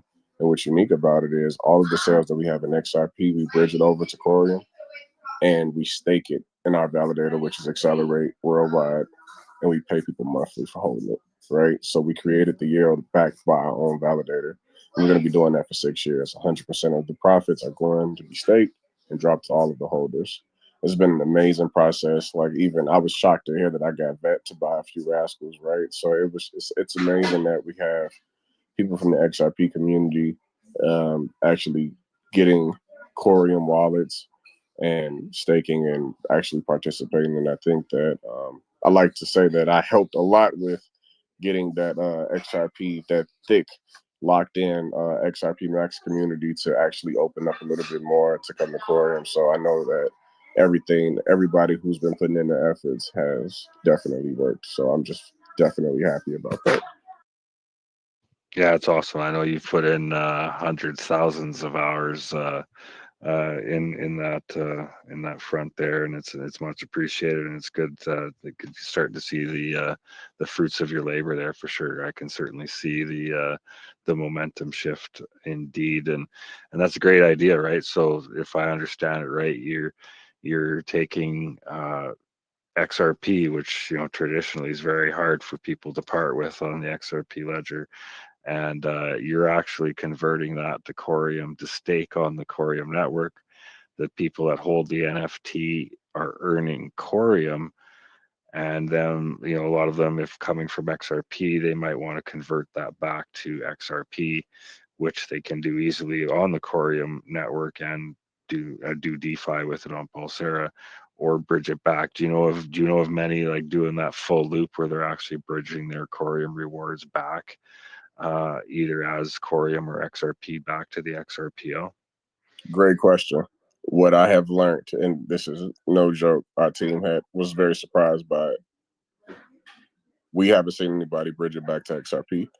People have been keeping the Coreum, and they actually have been using Pulsara and learning about liquidity pools and doing other things right there. Or some people have just been holding the Coreum or double restaking, right? I actually talked to a guy who literally told me, and I was like so surprised. He told me that he didn't realize that Reza was that involved in XRP, and I was mind blown. I'm like, how don't you know? But you know, it's better later than never, right? But a lot of people have been telling me that they've dived deep into the Coreum ecosystem and like, man, there's no point in leaving, right? It's all basically house money to them at that point. So they decided to stay, and as they stayed, they realized that, hey, if I can earn yield off this Coreum token, put it in liquidity pools, we have the XRP pair there, right? So it has incentivized people to stay. And actually, I've even had a few people tell me that they've been looking into other things within the Cosmos ecosystem. Now, what other tokens they looked in within the Cosmos, I don't know, but they have told me that they have enjoyed the process. Oh, that's good to hear, man. And that's an excellent formula, and you know, that doesn't surprise me to hear that. You know, to be honest, you know, once they found their way here, I mean, I hope the right people find their way to my opinion, one of the biggest hidden gems out there on Pulsara is the Ripple USDC pool. I mean, you want to talk about an easy pool to get liquidity provider rewards, and for Sarah tokens, my goodness, there it is. You know what is actually one of the pain points that somebody did tell me they would like that bridge to be a little bit simpler, and I do think that that's coming. You just have to have something, right? You can't not release the product, but for me, I think if you are a native crypto user, it's pretty easy. But the one guy who had a pain point had only been in crypto for about 6 months.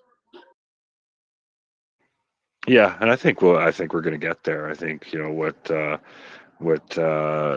L1's doing with cruise control, I think is likely going to touch on that. Euclid protocol. You know, I think all these technologies and tools are going to get to the point where it abstracts all of that for the common user, and it still has to happen, but it's just happening in the background more than it does now.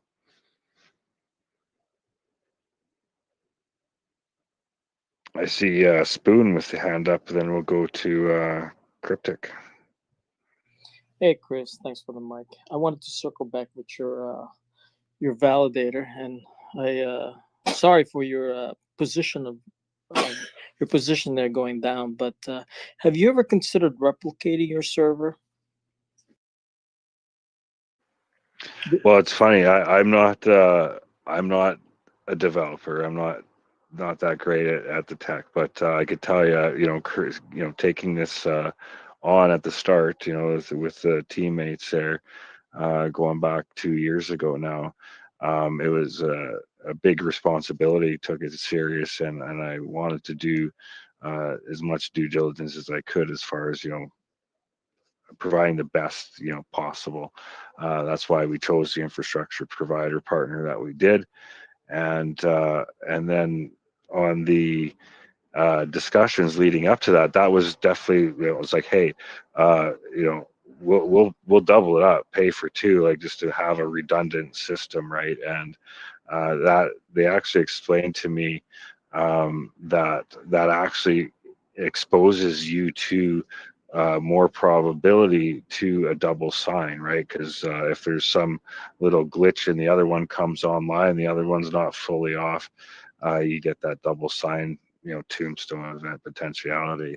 So, you know, and that's why the jail fee is always very minimal, because and the parameters are usually set in a way that 7-8 hours, somebody's going to see something's wrong long before then and get it addressed and have it back up online, right? So a lot of people see a validator going offline as a negative thing. It's like, no, it's the time maintenance has to happen, and it's not a big deal to go offline for, and even for a couple hours.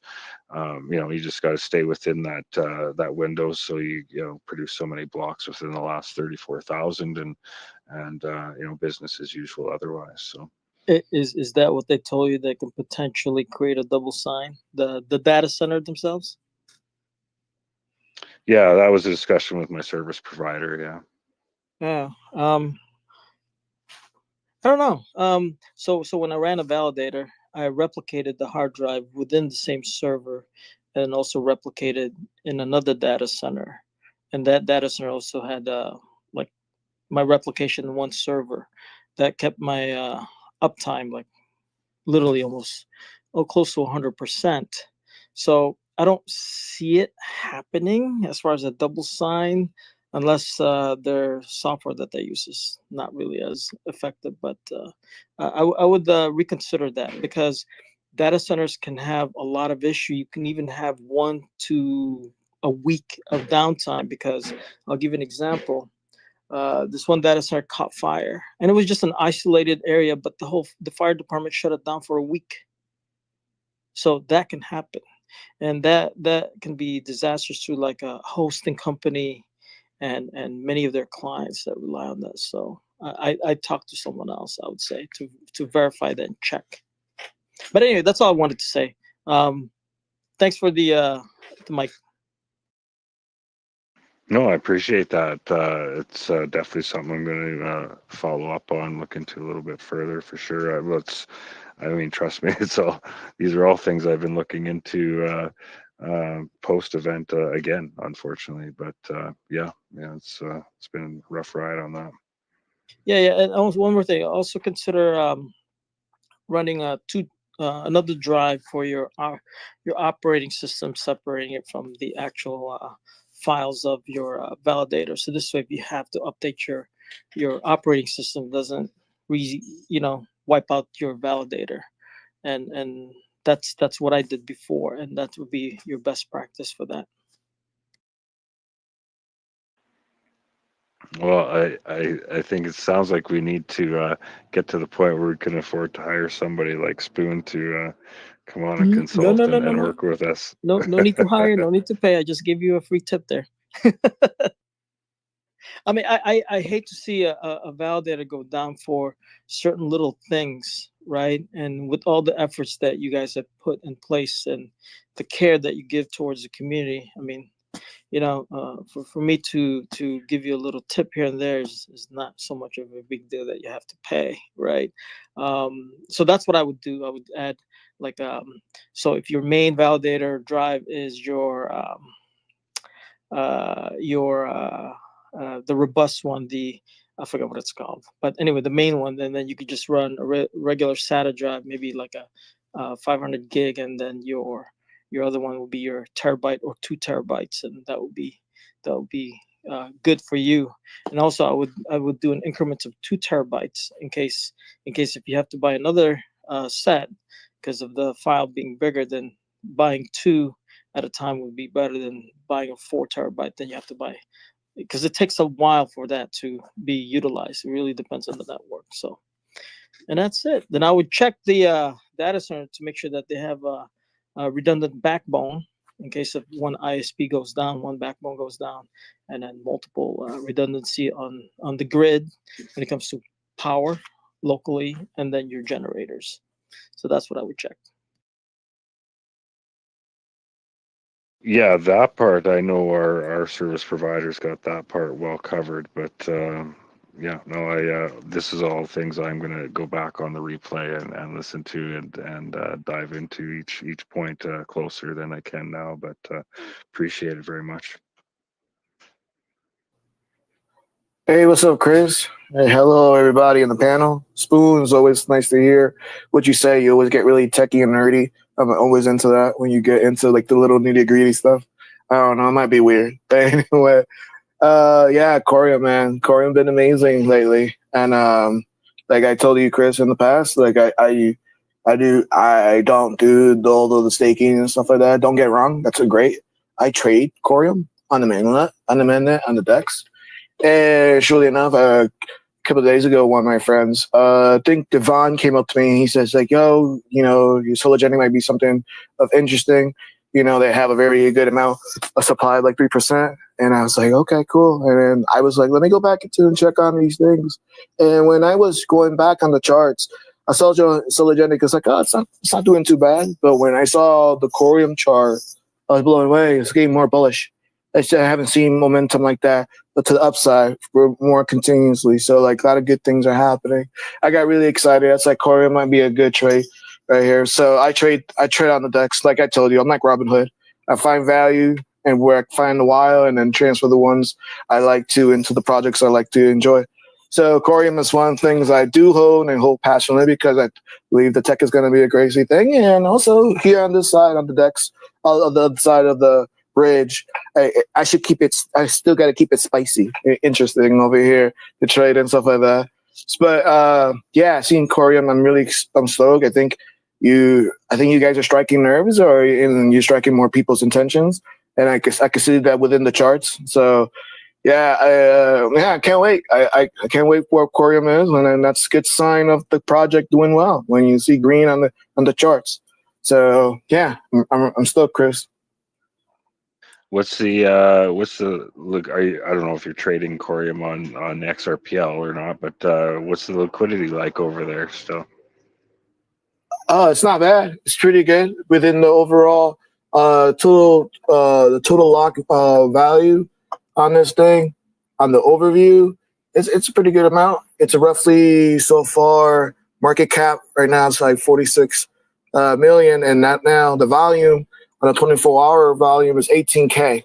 So that's pretty decent, and especially how many holders and how many trust lines do that. So there's 71 trust lines and 66,000.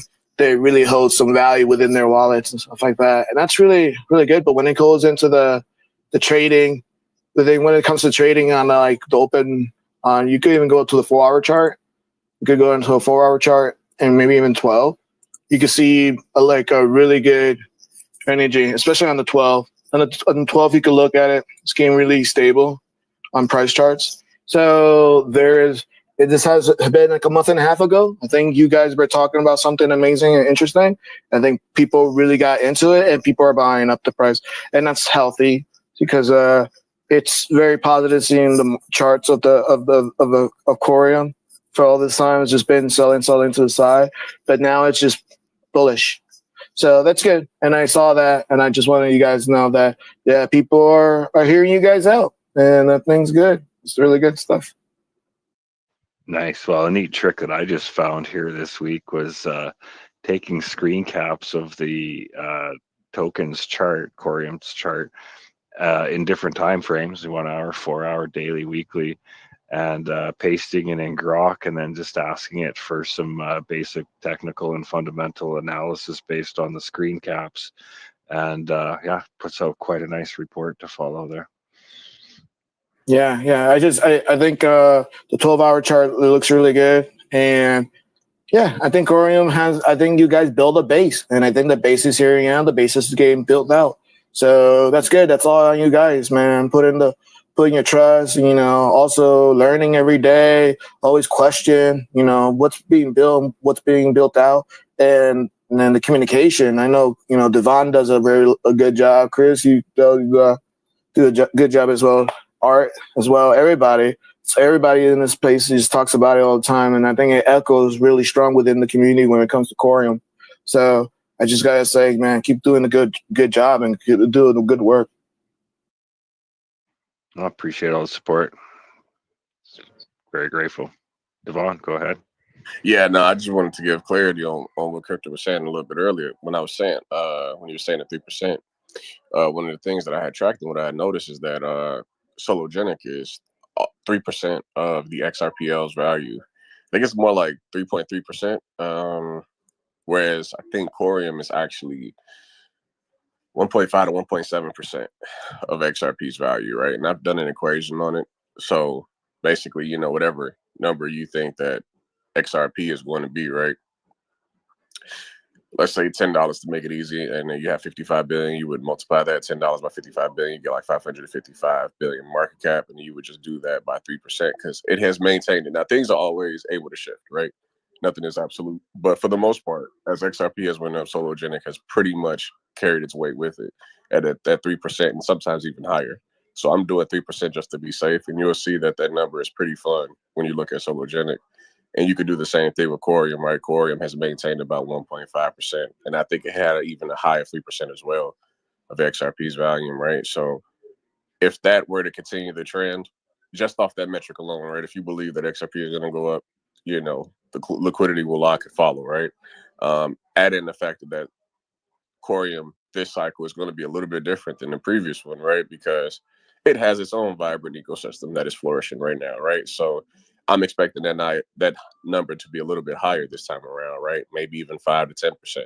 So I mean, the numbers get pretty fun, you know, when you play around with it. So I encourage people, you know, check it out. And I think Cryptic really highlighted that, right? When you actually pay attention to the actual decks, like the tools that we actually have at our disposal, like just don't sit on it is all I'm trying to say. Like, you know, if you're going to be here and you're putting your money into it, I encourage you to actually, you know, play around with the tools. In the beginning, it took me a long time to play around with the tools, but I've realized that the tools are here to really help you.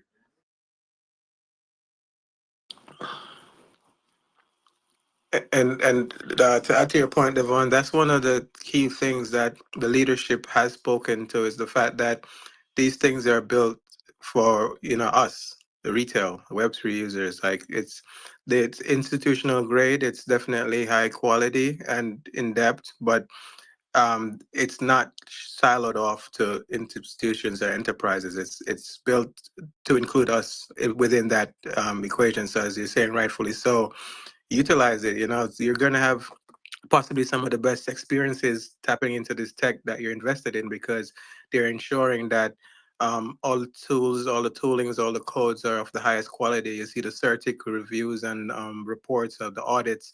You know, a lot of them are top 5 percentile in terms of where it lies with other projects. So, you know, yeah, I would just encourage people to learn more, not just about what's cooking and what's coming up, but hands-on, you know, get hands-on with the project and, you know, dive in and, you know, get your experience and practice and, you know, be able to make your life easier as well, because a lot of the things they're doing is also to enable that level playing field for all.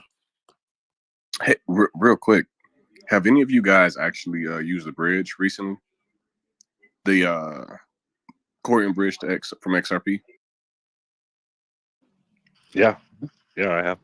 Have you had any difficulties with it? I got a message saying that the bridge has been kind of down for like the last 3 days.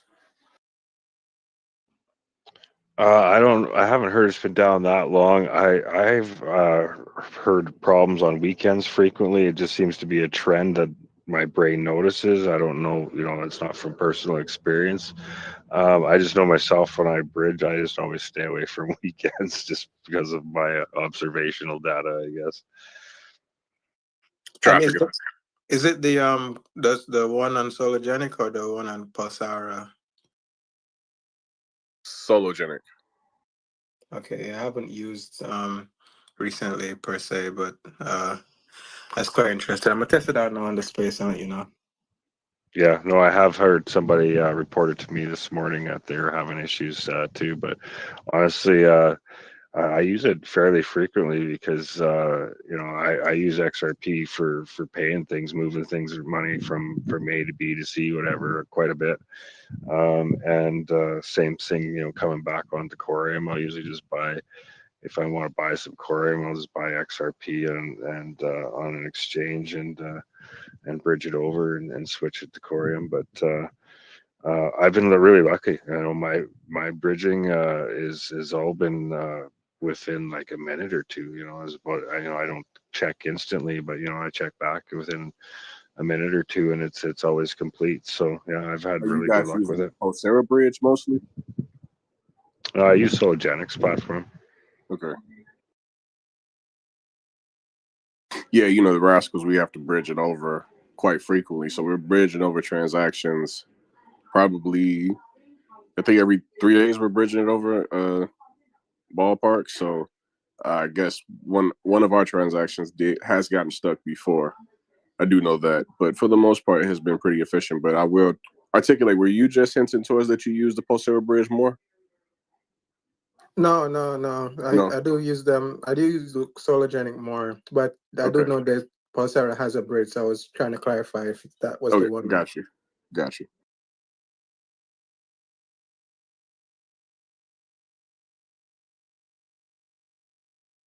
And these bridges Yeah. and these nodes are just basically people who are created a node and provides the value of both chains, right? Yeah, it's basically the relayers in between, and they earn a fee on either side, whichever ones are going back and forth. So yeah, if a relayer goes down, then yeah, it has to be fired back up. I know Elwin some time ago he built a nice tool there to monitor the relayers. And I think it just had like a little glitch. I think it like sent out a bunch of messages or something one day. But I'm curious to see with his dashboard like cruise control, how much of that he's going to integrate into it. Looking forward to it. Did anybody Chris? I'm just a curious question. Have anybody tried to integrate the Evernode within that? With have you? Yes, I have. Still in the background testing. Do you know FOMO? I know you know FOMO. Yeah. Me and FOMO have been talking for a while about it. There is definitely a lot of things that you can do with a putting your Coreum node on a Evernode server. FOMO has been definitely giving me a lot of ideas, and we've been playing with it in the background, mostly just talking and things like that, because there are a little bit of hiccups when you, like, certain service providers don't necessarily want you doing certain things. So it's a lot of things that you want to kind of like know beforehand. That way you're not just wasting money. But it is a possibility for sure. Div one. So I just did the transaction and it went within a minute or two. So I'm not sure if it's working now or but mine went through. Okay. Thank you, Articulate. Yeah, it probably just got stuck. It needs a little bit more time. Because I was thinking about it, Vaughn. Imagine if you can have something like that as a server that can scale while the demand is required, and have it to the point that then, depending on how busy that actual node does become, then it can become a very dependable. It depends if you had a cluster or whatever of clones and stuff like that too. So yeah, I just think just really exploring other possibilities and making it really fast and efficient. I imagine for the end user as well.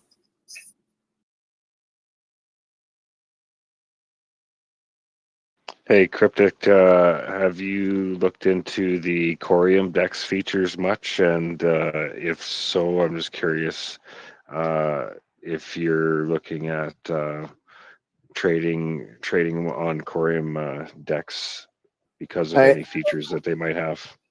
Yeah, I'm getting interested. I was thinking about that the other day. So yeah, it's on the documentation already? On the DEX, like what they're launching? Yeah, so it's live on mainnet now. So we're just waiting for a user interface to be available. I suspect I'm hoping it was L1 teasing to that here earlier today, saying a big week ahead. I imagine Pulsara is going to be rolling out an interface to interact with it here too soon. A little question I had for you as a trader. I don't do much trading anymore, but as a trader coming from the XRPL, I just want to know what you think of the fact that there's no trading fee, but you have to lock up 10 Coreum for every order. And then once it's executed or killed, you get your reserve back. That isn't a problem. That just means you just have to have the overhead before you usually add it into your expense of how you're going to trade, but just also depends like how fast will those orders get filled, so I can get my return back to get my deposits. It can be instantaneously. It's going to take a couple of seconds. That takes also the benefits of like trading on a blockchain and the speed. And if the time zone is basically of like recovering those deposits at a very fast speed, then yes, it is a very potential place for just a real demand and real growth can be, because then you could cut the speed of those transactions and have at very low levels that you can get a real if it's cheap, and also if it's there's enough assets or enough different projects being built on that chain that there could be a possibility of a interesting project that could be backed by their decks on the Coreum. So it could be a bunch of possibilities, but I think the underlying software is the most important thing. Where they for the deposits, for the orders and stuff like that. How fast is it to return? Yeah, no, it's good. Yeah, I'm happy to hear that a reserve isn't a deterrent. I know myself, I'd much rather pay a reserve than a fee, right? If you give me the choice, yeah, just I'll lock that up for the time I need and just give it back to me once it's done. That's perfect. Yeah, but as far as speed, yeah, 1 second. Post V5 upgrade here, all the validators seem to be running at optimum levels. There's very few missed blocks. The last I heard and looked a few days ago since the upgrade, and block time I seen touched 1 second. So I know they were talking about 1 second as a goal, but potentially sub 1 second is here. So and also, Chris, too, this is another thing we had to take in consideration. And supposedly, if that DEX does get built out and there's more traffic coming in, will the nodes be able to handle that load? Will it be functional? What happens with it? What happens if those orders? What happen if there's a crash? Does orders go through? Those orders are not going through. Whereas, that comes more to the technical portion of like when it comes to on the DEX itself. So sometimes if a node goes down, whatever, how would that interfere with the rest of the with the interface or the rest of the node? So it's kind of a few things that if it's on the early stages, great, but it's good just you're creating something like that on the DEX on the Coreum level, and I think it's important for if it's going to be smooth and transferring value across different ecosystems. That needs to be fleshed out pretty well. yeah, I'd be eager to play with it. That's for sure. As we were talking about earlier, you don't have to risk a bunch of your funds. Just take a couple tokens and just play with it. And the transaction fees, as we know, between XRPL and Coreum are extremely low. So yeah, you can just see what these features are like without worrying about risking too many funds. And it's going to provide a lot of value. I know according to DAO token, I'm excited to have it easier to send and trade. Baby's done a lot of work on it as rewards in 4 different or 3 different DAO reward structures there for NFT projects. So it'd be cool to have a place where people can exchange those tokens for some value, and that's what it's always been about, is bringing value to the Coreum Community DAO community. So it's a very interesting time.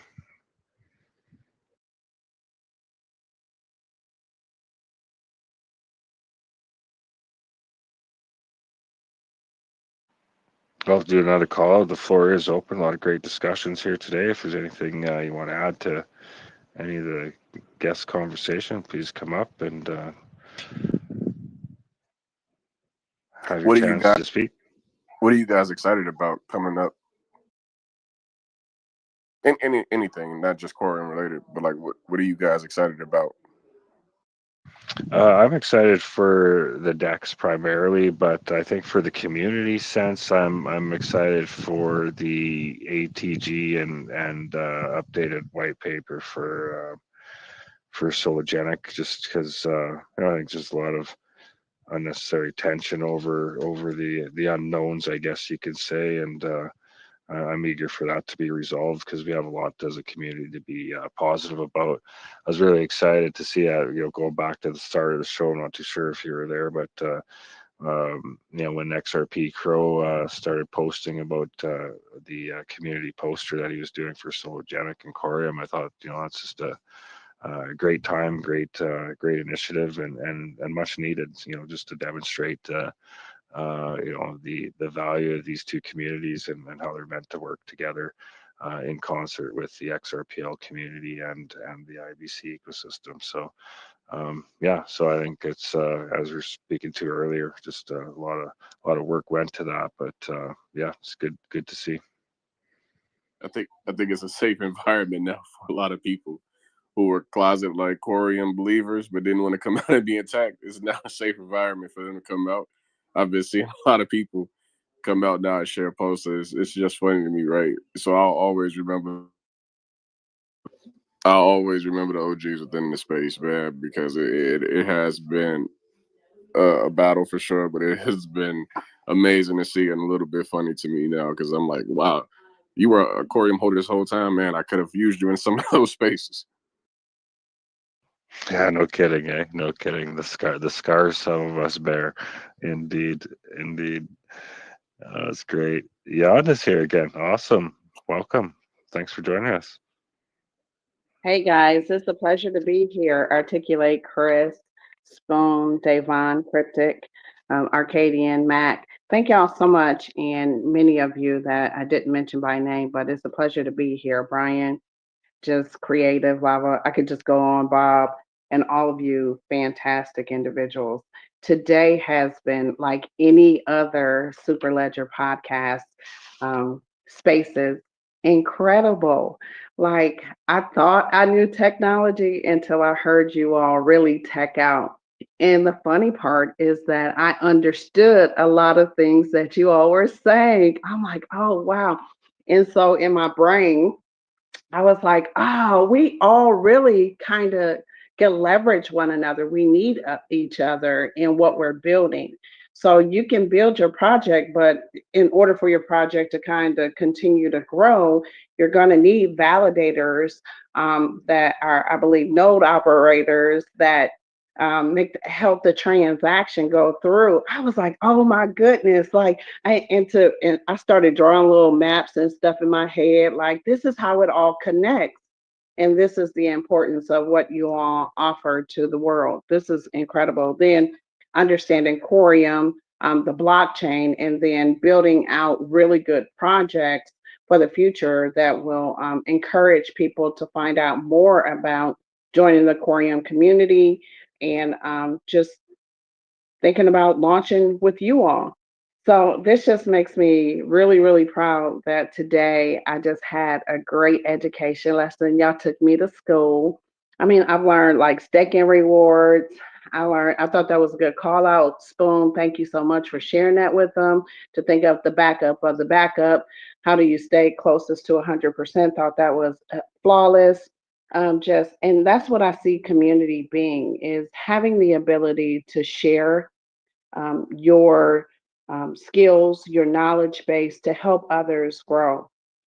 And I'm here for it. So thank you so much for having me today. Just wanted to say, incredible show. I'm going to bookmark this. I was thinking, man, we need a transcript on this because this was a lesson for, I think, many. And I had an aha moment today, and I'm certain that others will have a similar aha, especially, when I look at women that's in this industry or not in this industry yet. This is a great education lesson for them to come in and just feel comfortable coming on stage, being vulnerable to acknowledge that, hey, I learned some stuff today and this is what I learned. And I think that's important to do sharebacks as well. So thank y'all so much. Wow, wonderful. Oh, thank you so much. I'm beyond grateful, and I can't even explain the value that this 78 episodes has brought to my world. Indeed, just week in, week out. Just there's always, like you said, this one moment throughout where it's just like, man, wow, I can't believe that. So yeah, it's been an amazing ride, and appreciate everybody joining that joins here week in, week out, and those that come up to speak and contribute and articulate, co-hosting every week. It's so exciting, and to see the community grow, and then just see that one new person comes into a space and talks about what they're doing, and it just the snowball effect and the flywheel effect it can have, just to spur off new ideas, new projects, and and then like you said, you got the community here for networking and getting that message out there, because one thing is clear is utility hasn't found its way to price point, clearly. And a perfect example is I'm streaming this on this podcast on the Omniflix media node technology, on Omniflix TV, on YouTube, and their token just plummeted here this last week. It's, I think, like the project's like at a $3 million valuation.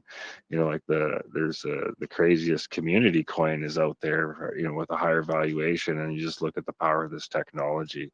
So it's important that we are here to share and learn from each other, and maximize the value of each one of our experience and tools that we're providing. So, and your spaces are just one example of that. Every Saturday, I got to get out of bed early for that one, but it's always worth it.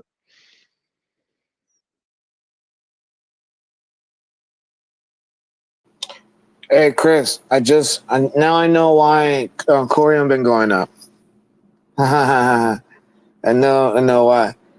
Because a lot of my spaces, when I talk about grid trading bots, the way I talk about it a lot, I will use Coreum and Sologenic as an example. So I think when I use Coreum as an example, I think more people are getting into Coreum, and within in Sologenic, because I enjoy them and I see Coreum's potential and Sologenic as well. So, but when I talk about grid trading bots, I think I always those are the first two examples I use. So I think there's more people are getting into Coreum, and also more people are getting grid trading bots for themselves. So I think they just messing around with the most safest ones. And I think from the chart wise, I like Coreum because of that. And also because it's not as volatile, there's a community and there's actually technology and tech behind it. And so the same thing with Sologenic as well. So I think when I introduce people, I talk about my examples, I use those two as much. And maybe that's probably when things are going up, because I've been talking about it more. It could be that, or maybe just another something else I'm making up. But that's I use it all the time. Well, maybe whether you made it go up or not, but maybe one thing that I've noticed here, maybe it is contributing to, is its stability. Like through a couple pretty significant market pullbacks here recently, it stayed fairly stable. So maybe everybody's bots are providing some stability. Yeah, it could be, but also just I think there's I don't just believe in the bots too. I think what you provide, you guys always do bring information. The community is very strong, very that vibration that resonates with a lot of people within the community, that really picks that up. And then also we could talk about the charts in a very healthy way, and I think that kind of contributes everything. So yeah, I think it's just a little bit. If it helps anyway, yep. But I think people are just noticing, how strong the community is. I think that what matters the most. I think you're right, Cryptic. To add to what Chris was saying earlier with Grok, maybe a month or so ago now, I actually tested out Grok by really run some analytics on my performance of my X account, right? So I took a snapshot of my insights, I put it into Grok, and I asked it, to give me some data points, how my page is performing, and train it from there. So it was able to tell me that, based upon stuff we're doing with the spaces and tweets and stuff, it showed what percentage point every time I tweet potentially adds to what happens with retweets, comments along in the Coreum community with the hashtags, and also potentially with the price.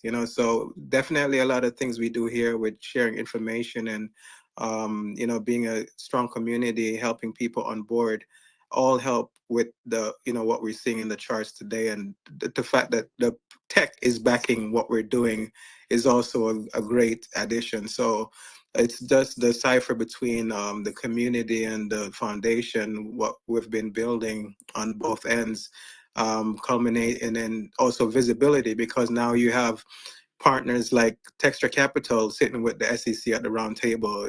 We have certain high level visible individuals and entities now speaking about Coreum, more like Cointelegraph, and so forth. So there's a lot happening that is all contributing to this wave of just new eyes and ears and investments, and I can only see it keep going up, because as the regulations come, Coreum is going to be one of those, or probably one of the few compliance layers for projects, so, and institutions. So where they're looking to be ISO compliant, and we know that that deadline is hard and fast in November. That's going to be a key time frame for Coreum as well, because any institution that's not ready will have to seek a ready solution, and Coreum is end-to-end ready for battle. And I think you're going to also see the results in the charts as these institutions scramble at this point, because a lot of them are nowhere near ready yet. So they're going to be looking and onboarding heavily into the layers, compliance layers like this, and solutions like this, to ensure that they're able to speak the same language with other financial institutions.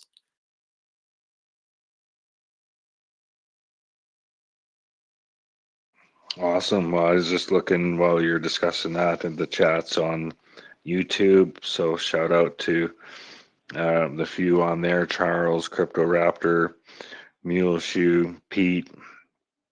Glad you're taking in the Superledger podcast on YouTube. It's good to see. And it's also, as mentioned, streaming on Omniflix.tv.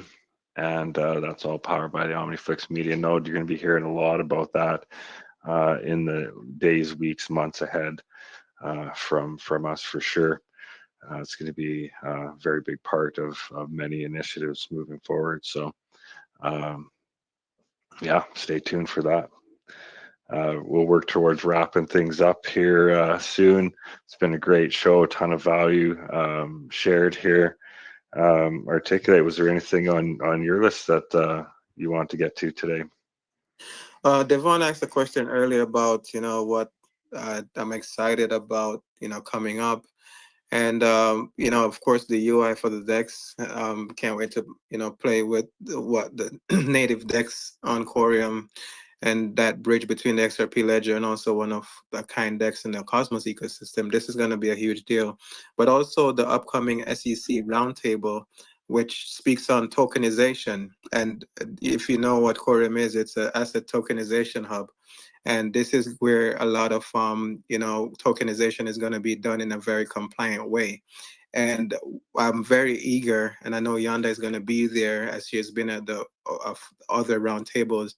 I'm very eager to see what comes out of that discussion, and what the regulators are thinking, and some of the things they're looking at versus what is already being built, or is ready through Coreum and Sologenic. So I'm very excited for that, because I do think having that discussion now at this point in the game is also closing in on the timeline where we're looking to have regulations by August in the US. So they're just, there's a banner on the SEC website that speaks about springing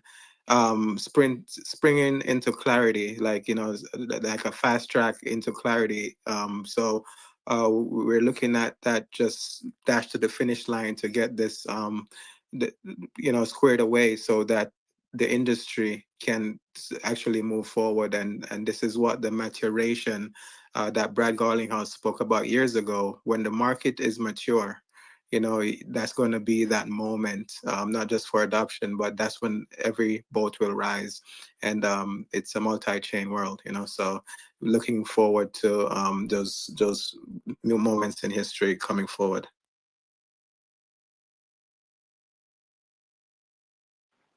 Excellent. Let's see Devon pop back up. Devon, anything you want to add?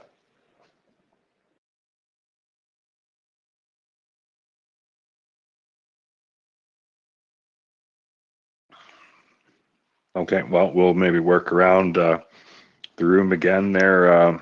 Arcadian, anything you want to add before we wind things down today? Hey, yep.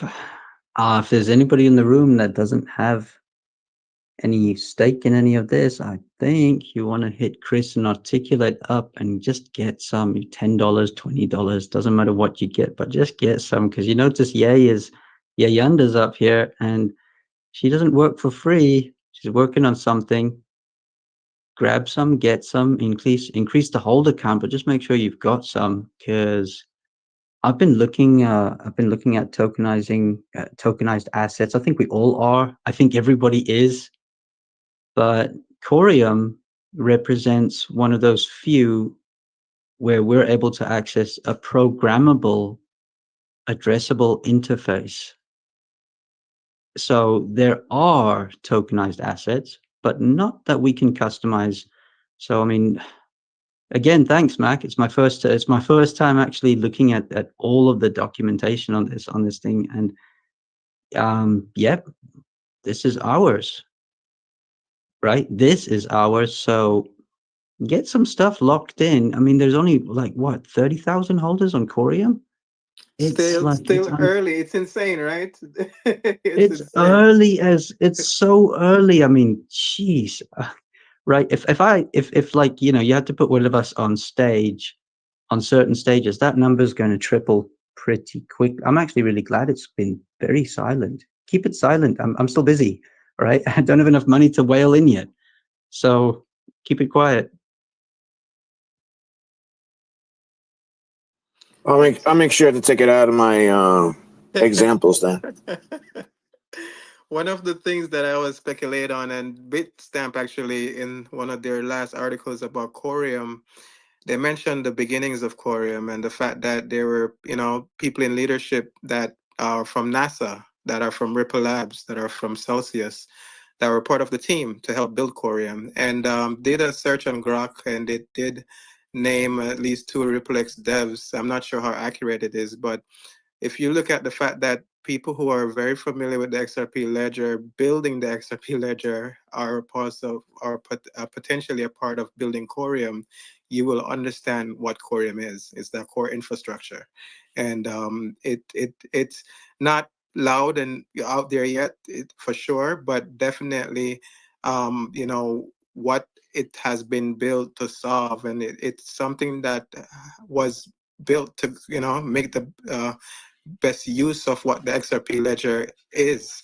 open up certain things that's not available on the XRP ledger that you can actually seamlessly and participate in that realm, bring DeFi to your assets, like a whole bunch of other things. But these things are very thoroughly thought through and very meticulously built and timed and coded.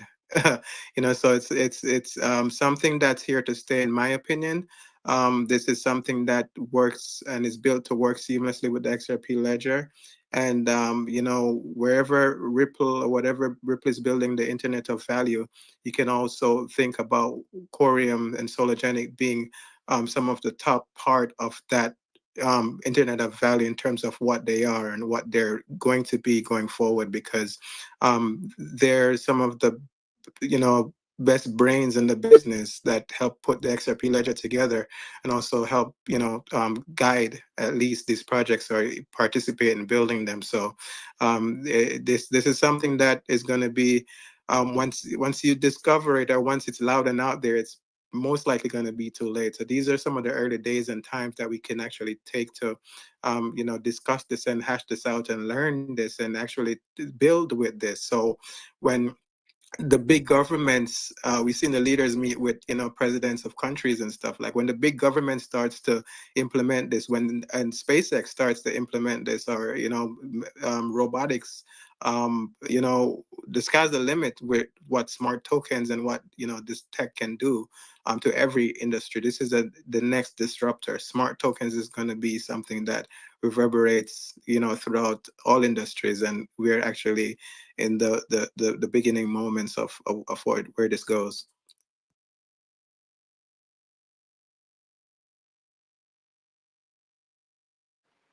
Yeah, I couldn't agree more. Where we leave off, Cryptic, anything you wanted to add before we shut things down here today? Yeah, I want to admit something, man. I really do want to admit something.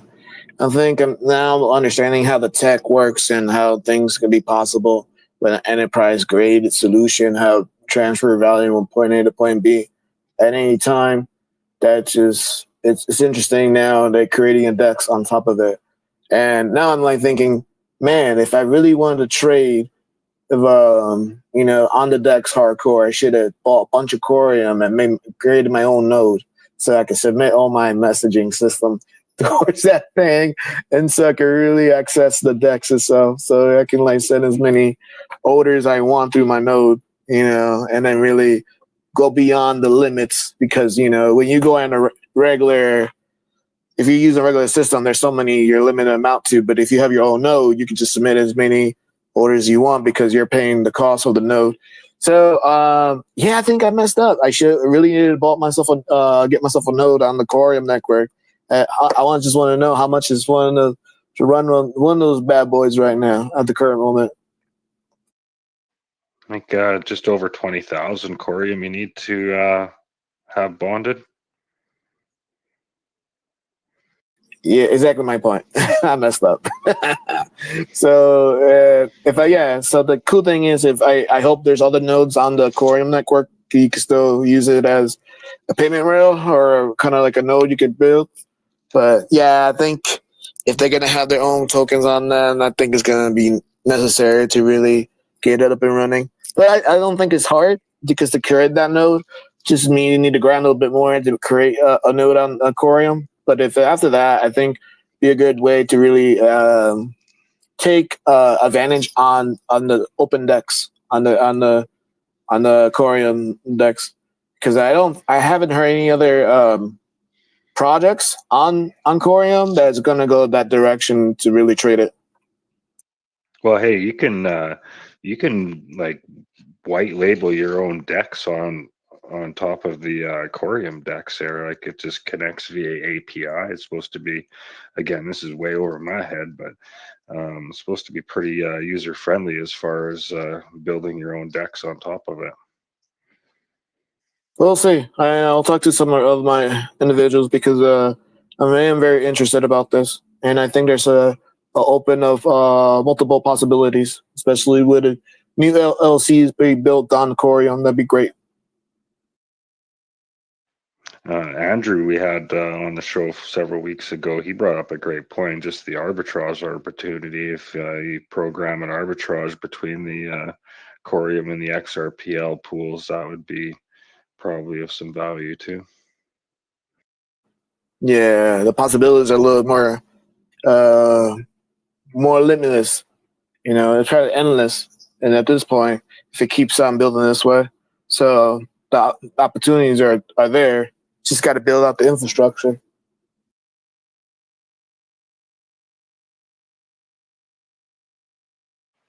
Very good. Spoon, anything you'd like to add before we shut things down today?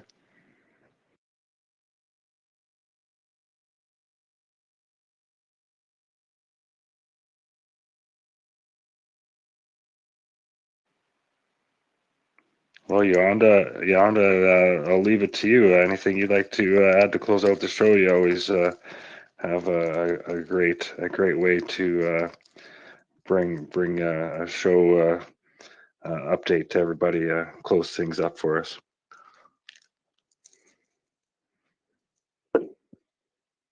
Absolutely. And you bet. Thank you so much for a wonderful show.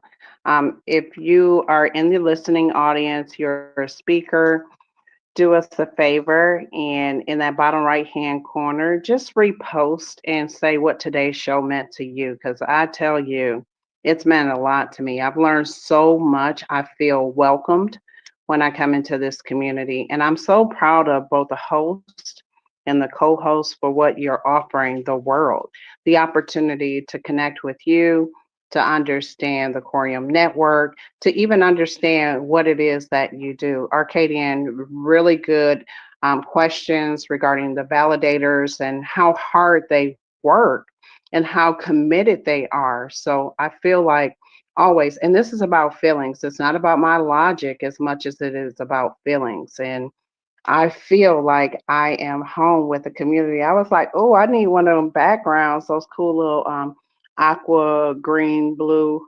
I need one of them backgrounds for my PFP because I feel at home. Like you all come in here and like you said, you dedicate so much time to educating the public. And I'm thankful for that. I'm so grateful to you all. You all are getting it done, and I'm very proud. Like you're inspirational, you're encouraging, you're empowering. And I tell you, I'm in great hands when I think about my tokenization project and bringing real estate to kind of collaborate with you all on that as well. So the sky's the limit. I look forward to talking to you more about tokenization of real estate and where it could lead us all. So thank you so much for your time. Thank you for great spaces.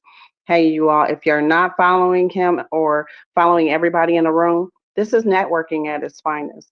Have a great day. Thank you so much. Wow, thank you. So many kind words there. Thank you so much, and right back at you. You provide so much value to me and so many other people in your very large and growing community. So it's always a pleasure and honor to have you come up and chat with us, and yeah, so much value from all our guests up here to speaking today. And that's what's great. That's why I've always committed to having one space a week just for community, just to sit back and have a conversation. It never know where it takes us, but at the end of the day, there's usually some value there for everybody. So we will get towards wrapping things up. Articulate, you still with me? Anything you want to add before we close? Just very, very grateful again for this episode 78 and all the topics we went through today, and just sharing resources. Someone said earlier, this is what community is about. In our own way, shape or form, we have talents, we have knowledge, we have information, we have resources that's why we gather each week to help share that and ensure that we're building together. And just when Coreum becomes mainstream, or when this ecosystem becomes more mainstream, we're going to look back at these days. It's like, this is the university that we went to. This is the time we spent to actually wrap our heads around this, because a lot of this is very high level. You heard about the rocket scientists a part of this project. Like, what? This is really rocket science when you think about how some of the technicalities are. But we're able to get together and figure it out, and actually help each other out. And this to me is some of the bad or worst parts of what this is building out to be. And when those days comes when everything is a lot better, we've actually been through the rough parts, and we bonded together, so nothing will be able to shake us at that point. So very grateful to everyone that we meet, we share space with, thoughts, energy, frequency, and just very grateful for this community. I always say, that's my phrase, Coreum has decorum, and that's what sets us apart. Thank you, everyone, and I'll catch you guys on Tuesday for the next space. Nice. Love it. Awesome show. Yes. Thanks again, everybody, for coming.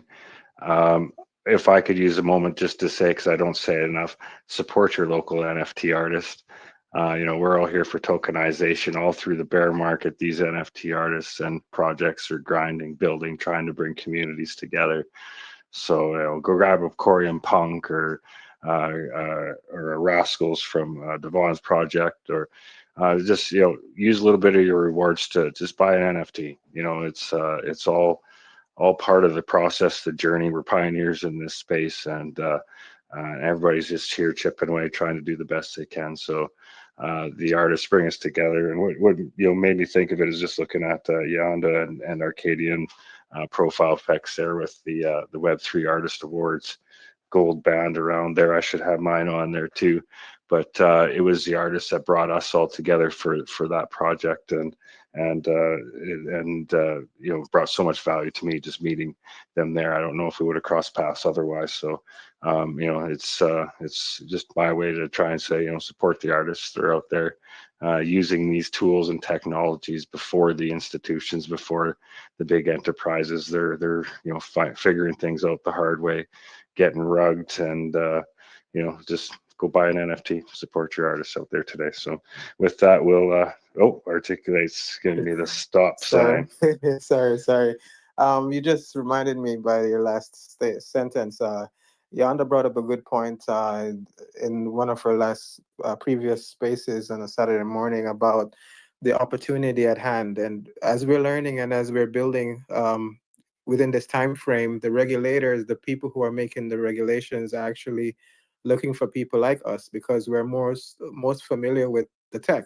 We're the ones who use it every day in, day out for years, some for over a decade, so they actually would like to hear from us. They would actually like to tap into our experiences, what we have been through, what we could actually help form or shape what the regulation looks like for us. And they're ready to take in that into consideration when they're writing, putting that pen to paper. So you can tap into Yonda. She's doing a very great job at sitting at the table and actually bringing the information back, but also showing us the way of how we can also make best use of this moment. So just wanted to tag that with the closing remarks, just to let you guys know that we may not think of ourselves as high level experts, but with the little knowledge we think we have, there's someone with zero who would die for what we know.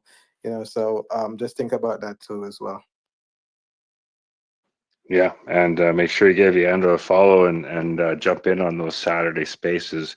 I know the next SEC roundtable is on the 12th of May, so that tells me Saturday, the 17th of May, is I'm going to be getting up at 4:30 in the morning to go hear what she has to say about that. So encourage you to do the same. It's always a great space and a lot of great conversation based on her observations and experience there. So right on. Well, we're going to shut things down here for today. It's been a great show. Thank you again, everybody, for your support. It's going to be an exciting week ahead. Please join us on our journey here at Coreum Community DAO, sponsors these podcasts and many community initiatives. And we couldn't do that without all the support of those that are delegating to our validator in the good times and the bad. So thank you, everybody, for your support. Remember, the next snapshot is coming up in June 20th at the summer solstice. So if you haven't redelegated over there, please do. If you haven't participated in staking Coreum, you want to learn more about that, please reach out. We're more than happy to help you with that and get you on board. And even if it's just 10 Coreum, what's that? 10 Coreum, $1.40 worth of Coreum. Just get a little bit staked, use these platforms, understand what it can do, and at 30-40% APY, staking some Coreums, it's just going to slowly grow there in the background. Set it and forget it. So appreciate everybody's support. Couldn't do this without everybody showing up here week in, week out in the space, and in the hundreds that listen to it after the fact. We see you too. All we're asking for in exchange is a like, share, drop a comment or a question in the feed below. And thank you to everybody that participated in the conversation on YouTube and Omniflix.tv via the Omniflix media node. And shout out to the team there. for providing us these powerful tools to engage with. Articulate's got his channel over there too. Encourage you to check that out for some good music and Web3 conversation. So with that, we'll shut things down. Appreciate it.